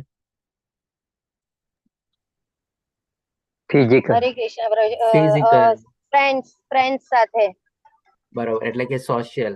ફિઝિકલ આવ્યું પહેલા, સોશિયલ આવ્યું બીજું, અને હજી થોડો ઘણો શેમાં ઇન્ટરેસ્ટ હોય ત્યારે એને? મનોરંજનમાં. ત્યારે પણ એને પ્લેઝરમાં ઇન્ટરેસ્ટ હોય છે. તો આમાં તમે જોજો, 13 થી 18 વર્ષના બાળકો અથવા બાળકીઓ હોય તો તે કેવા દેખાય છે? વારે ઘડી અરીસામાં જઈને જોવે. અને એ ટાઈમમાં તો આપણે જાણીએ છીએ કે ભાઈ કોક જાતિમાં આપણે થોડો ફિઝિકલ ચેન્જીસ બી આવે. એટલે કે ભાઈ અલગ અલગ ટાઈપના કપડાં પહેરે, અલગ અલગ ટાઈપની બધી સ્ટાઇલો કરે, એટલે કે પોતે કેવા દેખાય છે વારે, એટલે ફિઝિકલ પ્રત્યે થોડો વધારે એને ઇન્ટરેસ્ટ હોય 13 થી 18માં. અને જે પ્રમાણે જાણ્યું કે ભાઈ ત્યારે એના બધા નવા નવા મિત્રોમાં ને એમાં પણ એને વધારે ઇન્ટરેસ્ટ હોય. અને જેવા જેવા મિત્રોને બધું મળે અને જેવી રીતે પોતે ફિઝિકલમાં બી એક્ટિવિટીમાં ઇન્વોલ્વ થયેલા હોય, થોડું ઘણું હજી એને ઇન્ટરેસ્ટમાં, પ્લેઝરમાં ઇન્ટરેસ્ટ હોય એને. એટલે કે આવી રીતે એ ટાઈમમાં એનો ટીનેજર પાસ થાય. હવે માની લો આપણે ટીનેજર પાસ કર્યા પછી 20 વર્ષનો થયો, 20 વર્ષથી લઈને 30 વર્ષમાં એને વધારે શેનો ઇન્ટરેસ્ટ હોય? પ્રોફેશનલ અને સોશિયલ. કરિયર સેટ કરવા માટે, પ્રોફેશનલ, પોતાની કેરિયર સેટ કરવા માટે, અથવા તો મેન્ટલ, એટલે કે ભાઈ હું આ ડિગ્રી મેળવી લઉં, કારણ કે 20 થી એને કોલેજ લાઈફનું ડિસાઇડ કરવાનું હોય, કયો સબ્જેક્ટ લઉં, સાયન્સ લઉં, કોમર્સ લઉં, સીએ કરું, આ કરું, તે કરું. એટલે મેન્ટલ એટલે કે જ્ઞાન વધારવામાં, અને પ્રોફેશનલ એટલે કે કારકિર્દી, અથવા તો કયો જોબ કરું, ક્યાં કરું, ગવર્મેન્ટ જોબ કરું કે પ્રેક્ટિસ કરું કે શું કરું, કંઈક ને કંઈક એવા અલગ અલગ પ્રકારના એના જો ઓલું હોય તમારે. અને હજી સાથે સાથે શું હોય, થોડું ઘણું સોશિયલ હોય એનું તમારે, કે ભાઈ હવે એનો લગ્ન કરવાનો બી ટાઈમ આવી ગયો હોય. એટલે કે સોશિયલ, પ્રોફેશનલ અને મેન્ટલ તમારે. ત્યારે તમે જોજો થોડું ઘણું પ્લેઝર એમાં ઓછું થઈ જાય, થોડું ઘણું ફિઝિકલ બી આપણે કહીએ ને ઓછું થઈ જાય, કારણ કે ભણવામાં થોડો એને વધારે ટાઈમ આપવો પડે. હવે માની લો લગ્ન થયા થઈ ગયા, હવે આપણે થોડીક મિડલ એજ લઈ લઈએ કે ભાઈ 30 થી લઈને 45 વર્ષનો, ત્યારે એમાં એને શેમાં ઇન્ટરેસ્ટ હોય? ફેમિલીમાં હોય પ્રભુજી. ફેમિલી એટલે સોશિયલ. પછી બીજું પ્રોફેશનલમાં થોડો ઘણો હોય પ્રભુજી. ત્યારે પણ એટલે કરિયરમાં અપ એન્ડ ડાઉન ના માટે એને.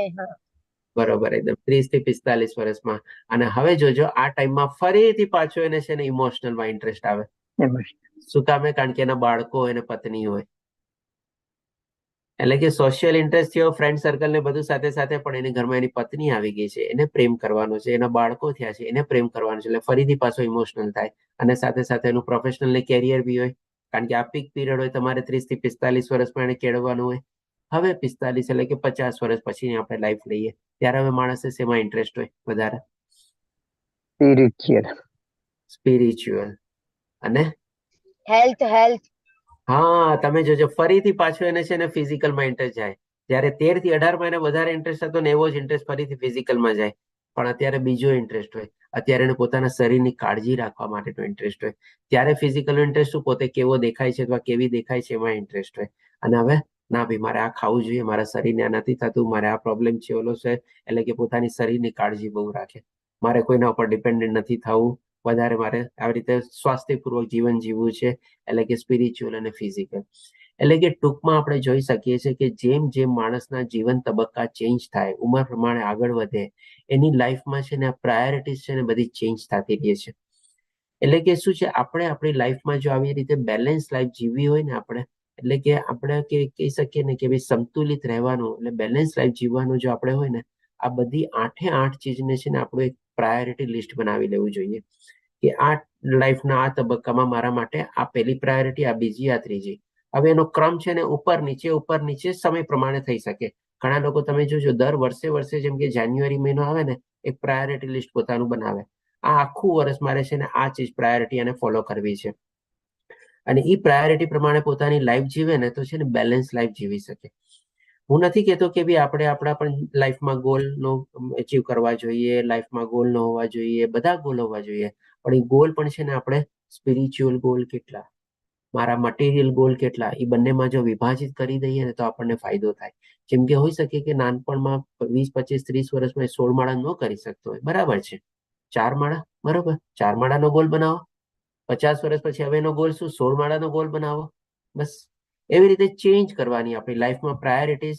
અને બીજો એક ફાયદો આપણને શું થશે કે આપણી લાઈફમાં છે ને ક્લેશ ઓફ ઇન્ટરેસ્ટ છે ને હંમેશા થવાના છે. તમે જોજો, માની લો હવે વિન્ટર વેકેશન આવશે, બાળકોને વેકેશન પડશે, એટલે એ લોકોને બધાને શું હોય, પ્લેઝરમાં ઇન્ટરેસ્ટ હોય.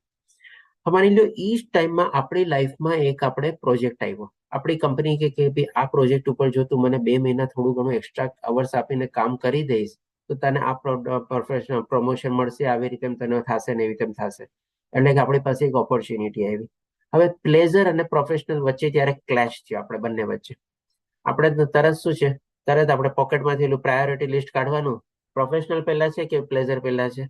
ભાઈ પ્રોફેશનલ પહેલા છે, ચાલો ઓકે. ઘરે જઈને શું કહેવાનું કે ભાઈ જો આપણે ફરવા જવું છે, વાત બરાબર છે, વિન્ટર વેકેશન, પણ વિન્ટર વેકેશન આ વર્ષ પૂરતું તો નથી ને, આવતે વર્ષે બી તો આવવાનું જ છે ને, તો આપણે આવતે વર્ષે વયા જશું. અને આ વર્ષે માની લો વેકેશન આપણે 15 દિવસનું સ્પેન્ડ કર્યું, તો એ બદલે ચાલ 2 વર્ષના નાના વેકેશન આપણે સ્પેન્ડ કરીએ. પણ મારે આ 12-13 દિવસ આ પ્રોફેશન કેરિયરમાં જે છે આગળ વધવા માટે બહુ મને મદદરૂપ થશે, તો આપણે સમજાવી શકીએ ફેમિલીમાં બી. આ બધું ક્યારે થઈ શકે, જ્યારે આપણી પાસે આપણો પોતાનો એક ગાઈડ મેપ હોય ત્યારે. અને આવી રીતે આપણે એને જ્યારે ફોલો કરીએ, કારણ કે લાઈફમાં બેલેન્સ મેળવવું છે ને બહુ જ જરૂરી છે આપણે. તો ટૂંકમાં આપણે સમજી શક્યા કે આવી રીતે આપણે લાઈફમાં આપણે બેલેન્સ કેળવી શકીએ. હવે આપણે એ ચીજ જોઈએ કે ભાઈ શરીર, ઇન્દ્રિય તૃપ્તિ અને આધ્યાત્મિક જ્ઞાનમાં આપણને વચ્ચેનો આપણે આંતર સંબંધ, એટલે કે એ બધાને આપણે કેવી રીતે આપણે એકબીજાની સાથે જોડીને. આમાં એવું નથી કે આપણે નાનપણમાં આપણે આધ્યાત્મિકને છોડી જ દેવાનું. જો આપણને એ જ્ઞાન સમજણ મેળવીએ ને, તેમાં આપણે ટાઈમ આપવો જોઈએ, થોડો ઘણો આપવો જોઈએ. આપણે ઇન્દ્રિય તૃપ્તિ માટે બી, આપણા ગોલ્સના લાઈફમાં બી અચીવ કરવા માટે પણ આપણે ટાઈમ આપવો જોઈએ. અને આપણા શરીર માટે પણ આપણે ટાઈમ આપવો જ જોઈએ. આ બધી ચીજોને આપણે બેલેન્સ કરીને ચાલવાની છે આપણે. એટલે કે સાચું ઇન્દ્રિય સુખ જ્યારે ભૌતિકતાનો રોગ દૂર થાય છે ત્યારે જ થાય શક્ય બને છે. એટલે કે આ બધી સમજણ કેળવવા માટે આપણે આધ્યાત્મિક જ્ઞાનનો છે ને આપણે બેઝ લેવાનો છે. જેમ કે આપણે જાણીએ છીએ કે ભાઈ ઇન્દ્રિય તૃપ્તિ અને શરીર સુખ જરૂરી છે, બરોબર છે, પણ હવે એને આપણે કેવી રીતે સારી રીતે સુખ અને તૃપ્તિ કેળવી શકીએ? જેમ કે એક એક્ઝામ્પલ લઈએ, માર્કેટમાં એક નવો મોબાઈલ નીકળો, અથવા એક નવી ડિઝાઇનર લેટેસ્ટ પર્સ નીકળો, અથવા નવી ટાઈપનો એવો કોઈ ડ્રેસ નીકળો, કોઈકને આપણે પહેરેલા જોયા, તરત આપણે વિચાર્યું કે ભાઈ હા મારે આ લેવો છે, આ મોબાઈલ લેવો છે, આ ડ્રેસ લેવો છે, આ પર્સ લેવો છે, આ એનો મેચિંગના આપણા શૂઝ બી લેવા છે. બધું ચીજ આપણે વિચારી લીધું. હવે આપણે જો આધ્યાત્મિક હોઈએ ત્યારે આપણને શું લાગે, એ સૌથી પહેલા તો આ બધી ચીજની મારે જરૂર છે કે નહીં? મારા વોર્ડરોબમાં આ બધી ચીજની કમી છે શું? આવું બધું જ્યારે આપણે વિચારીએ, અથવા તો એ ચીજ હું લઈશ એના પહેલા મારા ભગવાન માટે આ બધી ચીજો મેં લીધેલી છે કે નહીં, મારા ભગવાન માટે કોઈક મારા વાઘાની જરૂર છે કે નહીં, પહેલા ભગવાન માટે મારે કોઈ ડ્રેસ અથવા શૂઝ એવા કોઈ વાઘા લેવાની જરૂર છે કે નહીં, આવું બધું જ્યારે આધ્યાત્મિક રૂપે જ્યારે વિચારીને ત્યારે જ આપણે છે ને સાચી સમજણ કેળવી શકીએ કે ભાઈ આ ભૌતિક દુનિયાને કોઈને જોઈને આપણા મનમાં ઇન્ટરેસ્ટ જાગ્યો તો એ આપણે તરત ને તરત ઇન્દ્રિય તૃપ્તિમાં લાગવું જોઈએ કે ન લાગવું જોઈએ. એટલે કે આપણે સમજણ કેળવી શકીએ આધ્યાત્મિક જ્ઞાનથી આપણને. અને કોઈ દર્દી ફરીથી ઇન્દ્રિયનું સુખ બરાબર માણી શકે તે પહેલા તેને સાજા થવાની જરૂર હોય છે. એટલે કે આના સંદર્ભમાં શું, માની લો આપણે એ ચીજને જાણી તો લીધી, સમજી તો લીધી કે ભાઈ ચાલો હવે મારી જરૂરી નથી. એટલે કે આના સંદર્ભમાં જે મેં અહીંયા વર્ણવેલું છે ને, જે દર્દીનો એક્ઝામ્પલ આપેલો છે, એક્ઝામ્પલને આપણે સમજીએ કે કોઈ પણ ચીજને આપણે જ્યારે માણવી હોય ત્યારે આપણે શું છે, આપણે જેમ કે બીમાર હોઈએ, આપણને કોઈ ચીજ ભાવતી હોય તો આપણે છે ને બીમાર હોઈએ ને ત્યારે પણ છે ને આપણને ભાવતી ચીજ છે ને ઘણી વાર આપણને ન ગમે, અથવા તો તાવ ને બધું હોય અને ભાવતી ચીજ પણ આપણને ખાઈએ ને તો ઈ સ્વાદ આપણને ન આવે જે સ્વાદ આપણને જ્યારે નોર્મલ આપણે હોઈએ ત્યારે. એટલે કે ફરીથી પાછું આપણે શું છે, જેમ કે માની લો તાવ હોય ને આપણને આઈસ્ક્રીમ કોઈ ખાવાનું આપે, આપણને ભાવતું હોય તો આપણે આઈસ્ક્રીમ ત્યારે ખાઈ શકીએ? ન ખાઈ શકીએ ને, કારણ કે આપણને ઓર નુકસાનકારક થાય. હવે એ જ આઈસ્ક્રીમનો જો ટેસ્ટ આપણે ફરીથી એન્જોય કરવો હોય તો આપણે શું બીમારીમાંથી બહાર પેલા રિકવર થવું પડે. એટલે કે આપણે અત્યારે શું છે, ભૌતિક દુનિયાના બધા મોહ માયાને એનાથી આપણે આવૃત થયેલા છે. કોઈ જગ્યાએ મોબાઈલ જોઈ લીધો, ડ્રેસ જોઈ લીધો, પર્સ લઈ લીધો, શૂઝ જોઈ લીધા, એટલે આપણને તરત એનાથી આપણે આવૃત થઈ ગયા. હવે એ ચીજને જો સાચી રીતે માણવી હોય ને તો પહેલા તો આપણે આવા બધા મોહથી આપણે દૂર થવું જોઈએ. આપણે ત્યારે જ એ ચીજને આપણે સાચી રીતે માણી શકીએ આપણે. એટલે કે આમ માનવ જીવનનો ઉદ્દેશ ભૌતિક રોગનો ઈલાજ કરવાનો છે. દાખલા તરીકે સામાન્ય તાપમાન જાળવવું જોઈએ અને આધ્યાત્મિક અને ભૌતિક જ્ઞાનનો સંતુલિત કાર્યક્રમ હોવો જોઈએ. એટલે કે ટૂંકમાં આપણે જેમ આપણું નોર્મલ બોડી ટેમ્પરેચર હોય ને, કંઈ જેમ કે 98.4 ડિગ્રી ફેરનહાઇટ કહેવાય, અથવા તો માની લો 37 ડિગ્રી સેન્ટીગ્રેડ તમારે આપણે, તો આ રીતે આપણે આપણું નોર્મલ બોડી ટેમ્પરેચર કેળવવાનું છે. જ્યારે પણ આપણને કોઈ તાવ આવે ત્યારે આપણને શું ભાવતી ચીજો પણ આપણને ન ભાવે, અથવા તો ભાવતી ચીજો આપણે ખાઈ ન શકીએ. તો આવી રીતે એ લાઈફમાં આપણે જો આપણો નોર્મલ ટેમ્પરેચર મેન્ટેન કરીએ, એટલે કે લાઈફમાં આવી રીતે સ્પિરિચ્યુઅલ અને મટીરિયાલિટી બંને વચ્ચે જો બેલેન્સ કેળવેલું હોય ને તો આપણે આધ્યાત્મિક આનંદ બી મેળવી શકીએ અને આપણે જે ભૌતિક ઇન્દ્રિય તૃપ્તિ અને શરીર સુખનો જે આનંદ મેળવવાનો છે ને એ પણ કેળવી શકીએ આપણે. પણ જો લાઈફમાં આવું બેલેન્સ ન આપણે જાળવી શકીએ તો આપણે કહી શકીએ કે આપણે ક્યાંય ના રહી શકીએ. આપણે જેમ આપણે તાવમાં આઈસ્ક્રીમ ન ખાઈએ એવી રીતે, કારણ કે આપણા મનમાં શું છે, અગણિત ઈચ્છાઓ જાગવાની જ છે. જેમ કે આપણે અહીંયા ટીવી જોઈનું એક એક્ઝામ્પલ છે, પિક્ચર છે. આપણે ટીવીમાં આપણે મનગમતી આપણે જોતા હોઈએ અને એડવર્ટાઇઝ આવે એમાં, ત્યારે ફટાક દઈને આપણે કેમ ચેનલ ચેન્જ કરીએ છીએ? કારણ કે આપણને કાં તો ઇન્ટરેસ્ટમાં એડવર્ટાઇઝમેન્ટમાં ઇન્ટરેસ્ટ ન હોય એટલે તરત આપણે જોઈએ ચાલ બીજી કોઈ ચેનલમાં કામનું નથી આવતું, બીજું નથી આવતું ને. એટલે કે આપણે એક ડાળખી ઉપરથી બીજી ડાળખી ઉપર આપણે આવી તે ઇન્દ્રિય તૃપ્તિ માટે હંમેશા આપણે એક કૂદકા મારતા રહીએ છીએ. પણ જ્યારે આપણે આવી રીતે લાઈફમાં બેલેન્સ કેળવી લઈએ ને ત્યારે આપણને સમજાઈ જાય કે ભાઈ આપણે એનો કેવી રીતે સદુપયોગ કરવાનો છે અને કેવી રીતે આપણે નોર્મલ ટેમ્પરેચર આપણું મેન્ટેન કરવાનું છે. એટલે કે આધ્યાત્મિક જ્ઞાન કેળવો પણ શરીરની જાળવણી કરો સાથે. એટલે કે શરીરની જાળવણી તો આપણે કરવાની જ છે, જ્યાં સુધી શરીર છે ત્યાં સુધી. પણ હજી એને થોડાક એક્સટેન્ડેડ રૂપમાં શું કે ભાઈ આધ્યાત્મિક આ ભૌતિક દુનિયાનું પણ જે આપણે મેળવવા માંગીએ છીએ એમાં પણ આપણે સંતુલનતા કેળવવા માટે આપણે આગળ વધવું જોઈએ. હવે પછી આપણે જોઈએ છે કે ભાઈ વૈદિક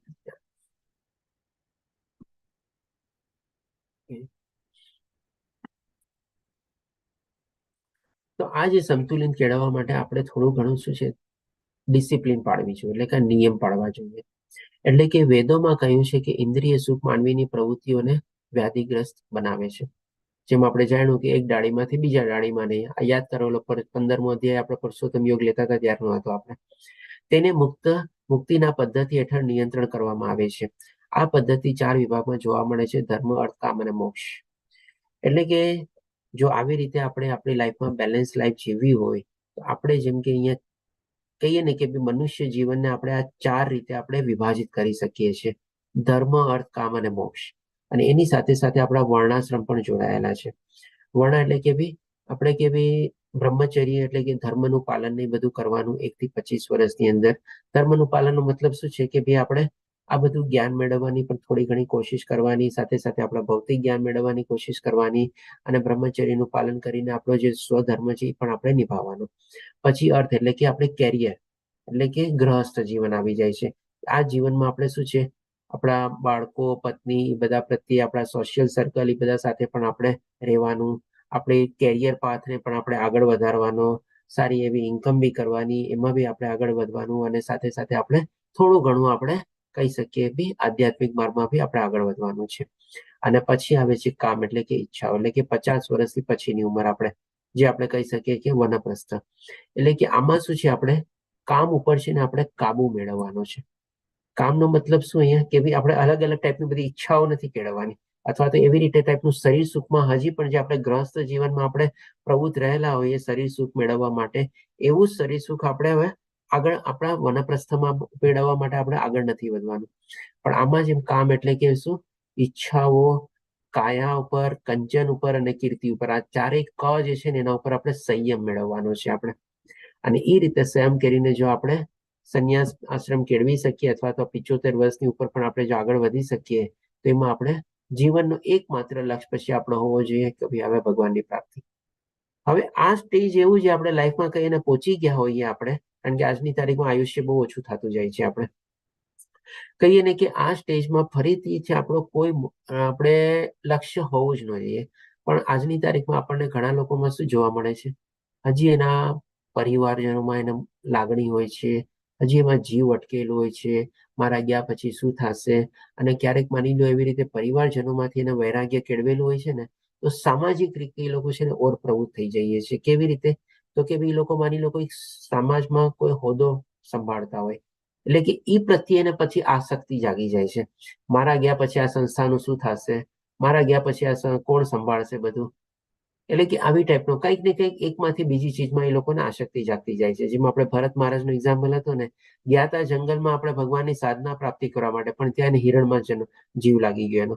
એટલે કે અહીંયા પોતાના પરિવાર છોડીને પણ શેની સાથે પછી, તો કે ભાઈ પોતાના આવી સંસ્થાઓ સાથે સંસ્થાવાદી થઈ જાય છે, રાષ્ટ્રવાદી થઈ જાય છે. કાંઈ પણ એવા વાદમાં એ લોકો જોડાઈ જાય છે, જે આપણે આગલા શ્લોકોમાં કવર કરેલું હતું. એટલે કે પરંતુ વર્તમાન સમય માણસોને ધર્મ કે મુક્તિમાં રસ નથી. તેઓને જીવનમાં એક જ ધ્યેય છે, અને તે છે ઇન્દ્રિયની તૃપ્તિ. એટલે કે એનાથી વિપરીત જે ત્યારે પ્રેઝન્ટ સિચ્યુએશન છે, આવી સિચ્યુએશન છે આપણે ઇન્દ્રિય તૃપ્તિ અને શરીર સુખમાં જે લોકોને વધારે ને વધારે રસ હોય છે. એટલે ધર્મનો માર્ગ હકીકતમાં આત્મ સાક્ષાત્કાર પામવા માટે છે. એટલે કે આપણે જાણી શકીએ છીએ જે વાસ્તવિક જ્ઞાન આપણે કેળવવાનું છે, એનો મેઇન ઉદ્દેશ્ય શું છે, તો કે ભગવાનનું ધામ મેળવવાનું, અથવા તો આપણે ભગવાનના આપણે આત્મ સાક્ષાત્કાર કેળવવાનો.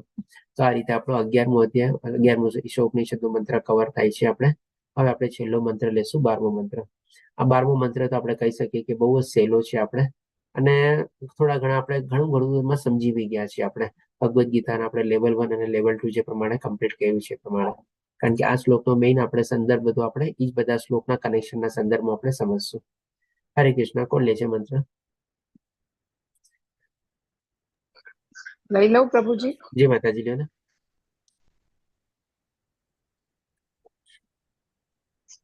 પ્રભુજી અંધમ છે કે અન્યમ છે? અંધમ છે. અંધમ તમઃ પ્રવિશન્તિ યે અસંભૂતિમુપાસતે તતો ભૂય ઇવ તે તમો ય સંભૂત્યારતાઃ. ભાષાંતર: જુદા જુદા દેવતાઓની પૂજામાં જેઓ પ્રવૃત્ત છે, તેઓ અજ્ઞાનના ઘોરતમ અંધારા પ્રદેશમાં જાય છે, અને નિરાકાર નિર્ગુણ અદ્વૈત તત્વની ઉપાસના કરનાર તેનાથી પણ વધુ ઘોર અંધારા પ્રદેશમાં જાય છે. હરે કૃષ્ણ. હરે કૃષ્ણ. ધન્યવાદ બેનિતા માતાજી. તો ટૂંકમાં સંદર્ભમાં શું છે, મતલબનો એટલે કે જે લોકો દેવી દેવતાઓની ઉપાસના કરે છે, એ લોકોની ગતિ શું થાય છે એ સમજાવે છે. અને જે લોકો નિરાકાર અથવા નિર્વિશેષ રૂપમાં ભગવાનને અથવા ભગવાનમાં વિલીન થવાની ઉપાસના કરે છે, એવા ભાવથી ઉપાસના કરે છે, તો એ લોકોની ગતિ શું થાય છે એ આપણને આ શ્લોકમાં સમજાવે છે. અને આ ચીજ આપણે ઓલમોસ્ટ જાણી ગયા છે. અને ઘણી બધી ચીજ આપણા માટે આપણે કહી શકીએ કે આ ચીજ ઇરરિલેવન્ટ છે, કારણ કે આપણે હવે સમજી ગયા છે કે દેવી દેવતાઓને પણ આપણે કેવા ભાવથી આપણે પૂજવા જોઈએ. આપણે દેવી દેવતાઓનું પણ સ્ટેટસ શું છે, દેવી દેવતાઓ પણ ભગવાનના જ અંશ તરીકે છે, અને દેવી દેવતાઓ પાસે પણ જે શક્તિ છે એ ભગવાન થકી જ આવેલી છે. આ બધી ચીજ આપણે સમજી ગયા છે. તો આ શ્લોકમાં આપણે બે અગત્યના શબ્દો હતા, સંભૂતિ અને અસંભૂતિ. સંભૂતિ એટલે કે પરમેશ્વરનું પરમ વ્યક્તિત્વ કે જે દરેક વસ્તુથી સર્વથા સ્વતંત્ર છે. એટલે કે ટૂંકમાં સંભૂતિનો મતલબ એટલે કે ભગવાનનું સાકાર. અને અસંભૂતિનો શબ્દનો અર્થ એટલે કે જેઓને સ્વતંત્ર અસ્તિત્વ નથી તેઓ, દાખલા તરીકે બાળક તેમની માતા પર નિર્ભર છે. એટલે કે અસંભૂતિ એટલે કે ભાઈ ભગવાન જે છે એ આ બધી ચીજોના નિયંતા છે અને ભગવાન સ્વતંત્ર છે, સર્વોચ્ચ છે, સંપૂર્ણ છે. હવે આ ચીજના સંદર્ભમાં આપણે જે પ્રમાણે કીધું, ભગવદ્ ગીતાના જે અલગ અલગ શ્લોકો છે એ આપણે લઈશું. સૌથી પહેલા આપણે જાણશું કે દેવી દેવતાના સ્ત્રોત પણ ભગવાન શ્રી કૃષ્ણ પોતે છે, જે પોતે આપણને 10મા અધ્યાયના બીજા શ્લોકમાં કહે છે, મારી ઉત્પત્તિ કે ઐશ્વર્યને ન તો દેવગણ જાણે છે, એટલે કે ન દેવી દેવતાઓ જાણે છે અને ન તો મહર્ષિઓ જાણે છે, કારણ કે હું જ સર્વથા દેવો તથા મહર્ષિઓનો સ્ત્રોત છું. એટલે કે આ બધા દેવી દેવતાઓ જે છે ભગવાનમાંથી જ આવેલા છે. એમની પાસે જે શક્તિઓ છે ભગવાન થકી શક્તિઓ છે. એમની પાસે જે એ લોકોને વરદાન આપવાની શક્તિ છે અને આપણે જે વરદાન પ્રાપ્ત કરવા માટે દેવી દેવતાની ઉપાસના કરીએ છીએ એ પણ આપણે કહી શકીએ કે એક રૂપે આપણે ભગવાન શ્રી કૃષ્ણની જ પાસે આપણે ઉપાસના કરીએ છીએ અને એમની પાસે આપણે માગીએ છીએ. પણ એના માટે ભગવાને શ્રી કૃષ્ણે શું કીધું તો આપણને કે એ લોકો અલ્પજ્ઞાની હોય છે, જે આપણે જાણશું. તો આના સંદર્ભમાં બીજું છે કે શા માટે કોઈ વ્યક્તિ નિરાકાર દ્વારા સંપૂર્ણ સત્ય શું છે તે જાણી શકતું નથી. તો બધી વસ્તુને નકારીને પરમ સત્યની વ્યાખ્યા કરવી અપૂર્ણ છે.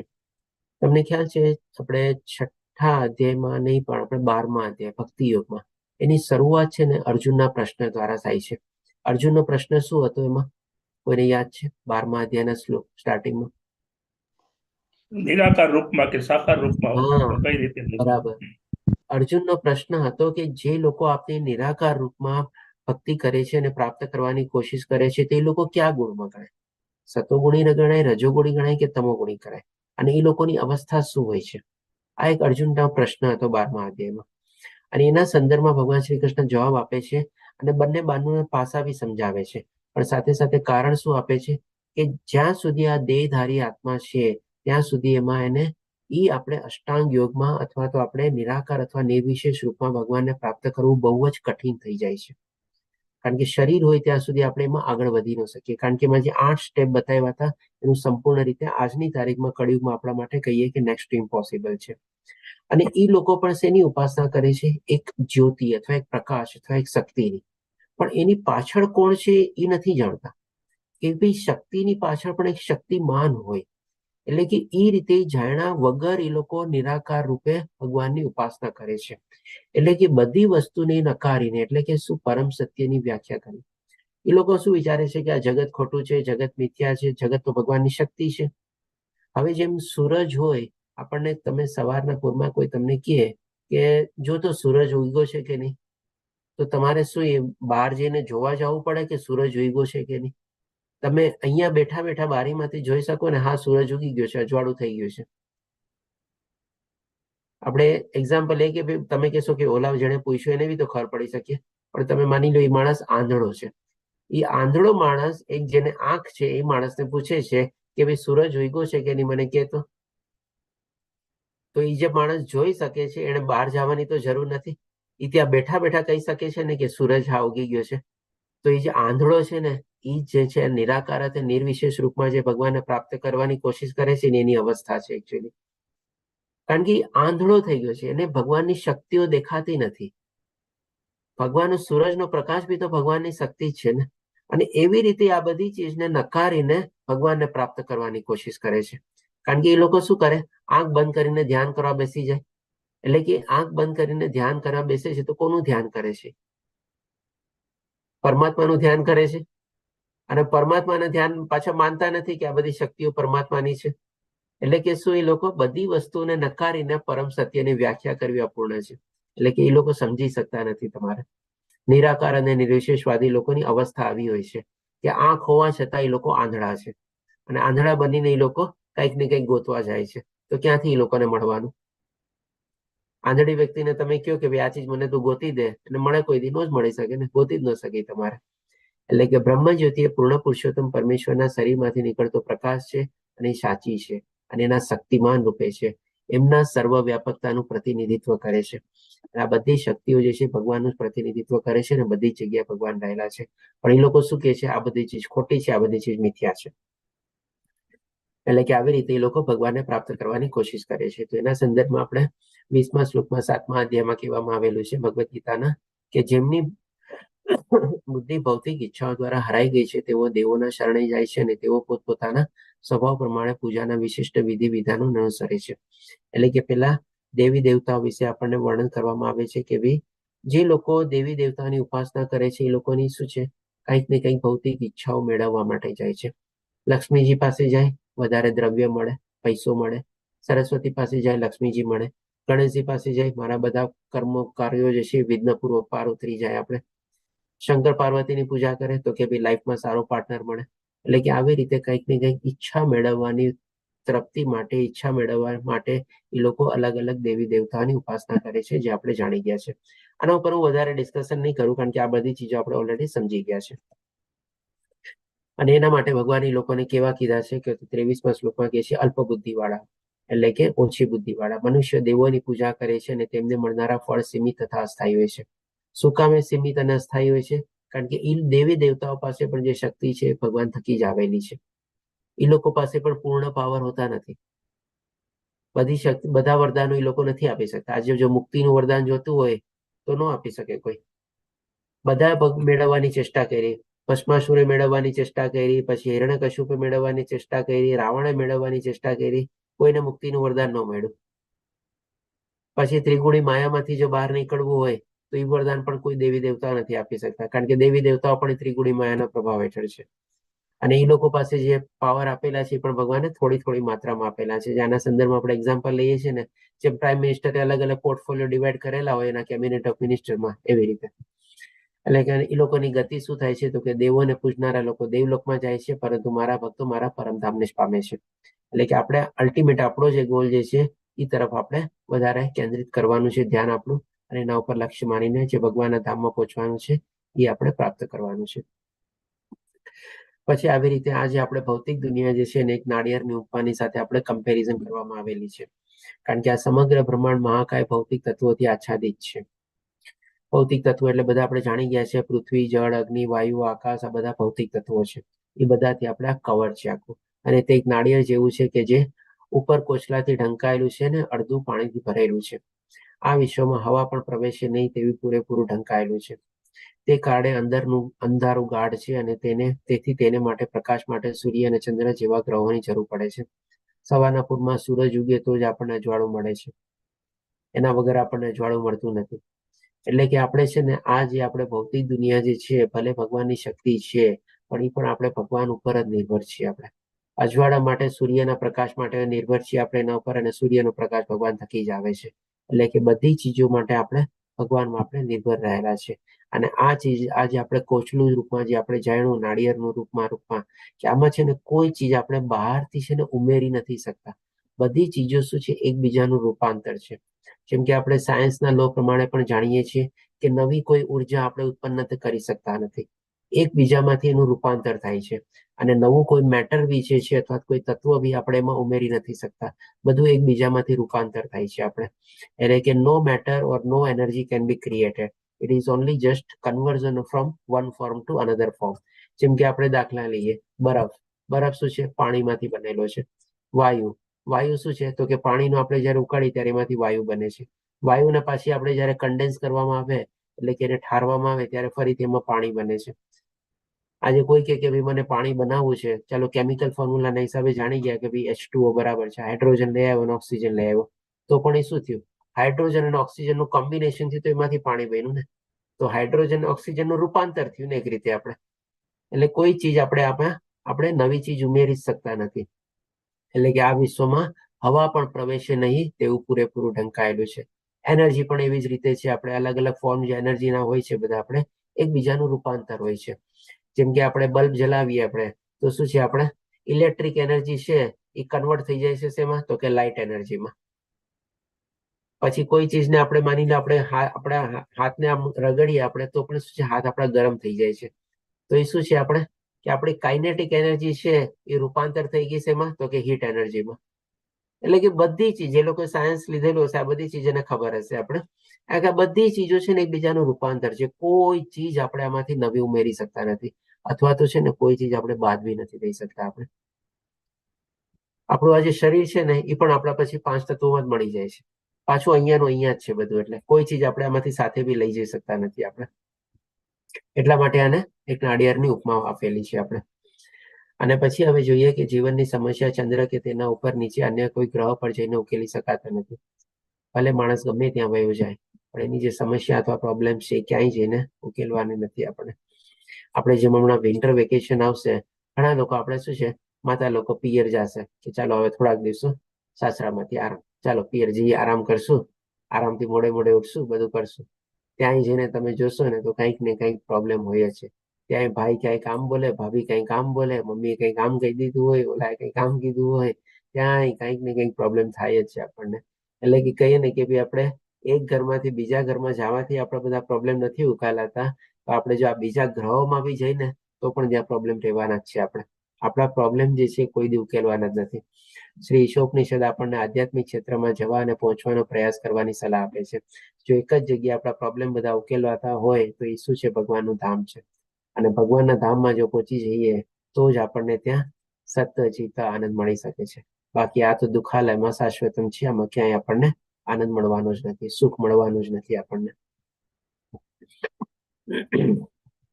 એના સંદર્ભમાં જેમ આપણે કહીએ ને કે ઘણા લોકો આપણને કહે છે ને કે ભાઈ ચાલો હું તમને ગેરંટી આપું છું, તમારે અહીંયા તમને હું સુખ આપીશ, શાંતિ આપીશ, આનંદ આપીશ. જે આ બધા કહેવાતા ગુરુ ને બધા જે આપણે નીકળેલા છે આપણે, તો એ પણ આપણે કહી શકીએ કે ભાઈ એક જાતના ઢોંગી છે અને ગેરમાર્ગે બધાને દોરવે છે.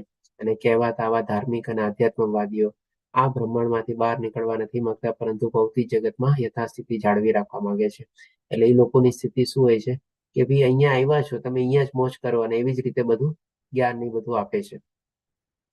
તેથી કહેવાતા અમુક નાસ્તિકતાથી વ્યક્તિવાદી કહેવાતા અવતારોને ઉત્પન્ન કરનારા કહેવાતા અવતારો, એટલે કે એ લોકો આવા ભગવાનના અવતાર તરીકે પણ ઘણીવાર પોતાની જાતને પ્રસ્થાપિત કરે છે કે અમે તો ભગવાનના અવતારો છીએ. ઉત્પન્ન કરનારા જેઓ વૈદિક ઉપદેશોનું છડેચોક ઉલ્લંઘન કરે છે અને પોતાના અનુયાયીઓને ગેરમાર્ગે દોરવાનો ધંધો કરે છે. તેઓ વિશ્વના અતિ અંધારા પ્રદેશમાં જાય છે. એટલે કે જે લોકો નિરાકાર અને નિર્વિશેષવાદી છે એ લોકો તો જાય જ છે અંધારા પ્રદેશમાં, પણ આવા જે કહેવાતા ગુરુ, આધ્યાત્મિક સંતો અથવા જે આધ્યાત્મિક પુરુષો અથવા જે આધ્યાત્મિક અવતાર જે બધા આવી નીકળ્યા છે, ફૂટી નીકળ્યા છે આપણે બિલાડીના ટોપની જેમ, એ લોકો પણ એના બધા ફોલોવર્સની અથવા તો એના અનુયાયીઓ બધાને ગેરમાર્ગે દોરે છે આપણે. અને તેમની પાસે ન તો જ્ઞાન છે કે ન તો ભૌતિક બાબતોથી અલિપ્તતા. એટલે કે એ લોકોએ પણ છે ને ભૌતિક દુનિયાને આપણે કહે ને કે એનાથી વૈરાગ્ય નથી કેળવેલો. તો ખાલી ભગવા કપડાં પહેરી લીધા, સાદા કપડાં પહેરી લીધા, કેસરી કપડાં પહેરી લીધા, મોટી દાઢી રાખી લીધી, મોટા કોઈક આશ્રમ બાંધી લીધા, મોટા કોઈ ગુરુકુલ બાંધી લીધા, એટલે શું આપણે એનાથી ભૌતિક દુનિયાથી અલિપ્તતા થઈ ગયા? એવી રીતે નથી હોતા. ઉલટા એ લોકો એમાં ઓર ને ઓર ઊંડા હોય છે. એ લોકો પણ કંઈક ને કંઈક પોલિટિકલી કયો કે અનપોલિટિકલી કયો કંઈક ને કંઈક એકબીજાના જૂથો ને બધાની સાથે જોડાયેલા જ હોય છે. આપણને એ બધાની પાછળનું જે બેકગ્રાઉન્ડ ખબર જ નથી હોતું. અને એવી રીતે અલિપ્તતા પણ કેળવેલી નથી હોતી અને તેઓ સિદ્ધાંતોનું પાલન કર્યા વિના કહેવાતા આચાર્ય બની જાય છે. ગુરુ શિષ્ય પરંપરા વગર એ લોકો પોતાની જાતને આવા આચાર્યને ગુરુ માને છે. અને ભૌતિક ચુંગલમાંથી મુક્તિનો માર્ગ સંપૂર્ણ રીતે ભગવાનની સેવા કરવાથી પ્રાપ્ત થયેલા જ્ઞાન અને અખંડિતતાના સિદ્ધાંતો પર આધારિત છે. ડેફિનેટલી આપણે ભક્તિ માર્ગમાં આગળ વધવા માટે કંઈક સિદ્ધાંતો હોય, કંઈક રૂલ્સ હોય, કંઈક રેગ્યુલેશન્સ હોય, કંઈક ડિસિપ્લિન્સ હોય, કંઈક આપણે કહીએ કે સિસ્ટમ હોય. આપણે એ બધી ચીજ આપણે ફોલો કરીએ તો જ આપણે આધ્યાત્મિક માર્ગમાં આગળ વધી શકીએ. બાકી આવા જો કહેવાતા લોકોનો આપણે ફોલો કરીએ એમાં આપણને કોઈ જાતનો કોઈ આપણો પ્રોગ્રેસ થવાનો નથી, કોઈ જાતની આપણી આધ્યાત્મિક જર્નીમાં આપણી પ્રગતિ થવાની જ નથી. હવે પછી ભગવાન શ્રી કૃષ્ણ 19મા શ્લોકમાં એ જ રીતે કહે છે કે એ લોકોની ગતિ કઈ, એમાં કોની ગતિ? તો કે આવા જે કહેવાતા કહીએ ને કે ગુરુઓ અથવા આચાર્યો જે બધા બેઠેલા છે, આપણે મશરૂમની જેમ નીકળેલા છે, એક જાતના અસુરો જ છે આપણે. એટલે કે જે લોકો ઈર્ષાળુ તથા ક્રૂર છે અને નરાધમ છે, અને એને હું વિભિન્ન આસુરી યોનિઓમાં મૂકીને નિરંતર ભવસાગરમાં નાખ્યા કરું છું. જે ભગવાન શ્રી કૃષ્ણ આપણને 16મા અધ્યાયમાં દૈવાસુર સંબંધ વિભાગ યોગના 19મા શ્લોકમાં કહે છે. આ લોકોની પણ ગતિ એવી જ થવાની છે. 20મા શ્લોકમાં બી આપણને છેલ્લે કહે છે, હે કુંતી પુત્ર, આવા મનુષ્યો એટલે કે આવા જે કહેવાતા ઢોંગી સાધુ, સંતો, આચાર્ય, મહાપુરુષો, એવા આવા મનુષ્યો આસુરી યોનિમાં વારંવાર જન્મ ગ્રહણ કરીને ક્યારેય મારા સુધી પહોંચી શકતા નથી. તેઓ ક્રમશ અત્યંત અધમ જીવનની ગતિ પામે છે. એટલે કે ટૂંકમાં નિરાકાર નિર્વિશેષવાદી લોકોને કદાચ ભગવાનમાં કે ને કે વિલીન થઈ શકે, પણ આવા જે લોકો જે છે અસુર લોકો, એ લોકોની તો ઓર નીચલી ગતિમાં જ લોકો ગતિ પામે છે. આ રીતે આપણો અહીંયા 12મો મંત્ર કમ્પ્લીટ થાય છે. વાંચા કલ્પતરુભ્યશ્ચ કૃપા સિંધુભ્યઃ વચ પતિતાનાં પાવનેભ્યો વૈષ્ણવેભ્યો નમો નમઃ. હરે કૃષ્ણ કૃષ્ણ કૃષ્ણ હરે હરે, હરે રામ રામ રામ હરે હરે. શ્રીલા પ્રભુપાદ કી જય. શ્રી રાધા ગોવિંદ પ્રણામ. તો આના સંદર્ભમાં જો કોઈને કોઈ પ્રશ્ન હોય તો લઈ શકીએ છીએ આપણે. હરે કૃષ્ણ. કોઈને કોઈ પ્રશ્ન? કૃતિ માતાજી, ચંદુભાઈ પ્રભુજી, લલિત પ્રભુજી.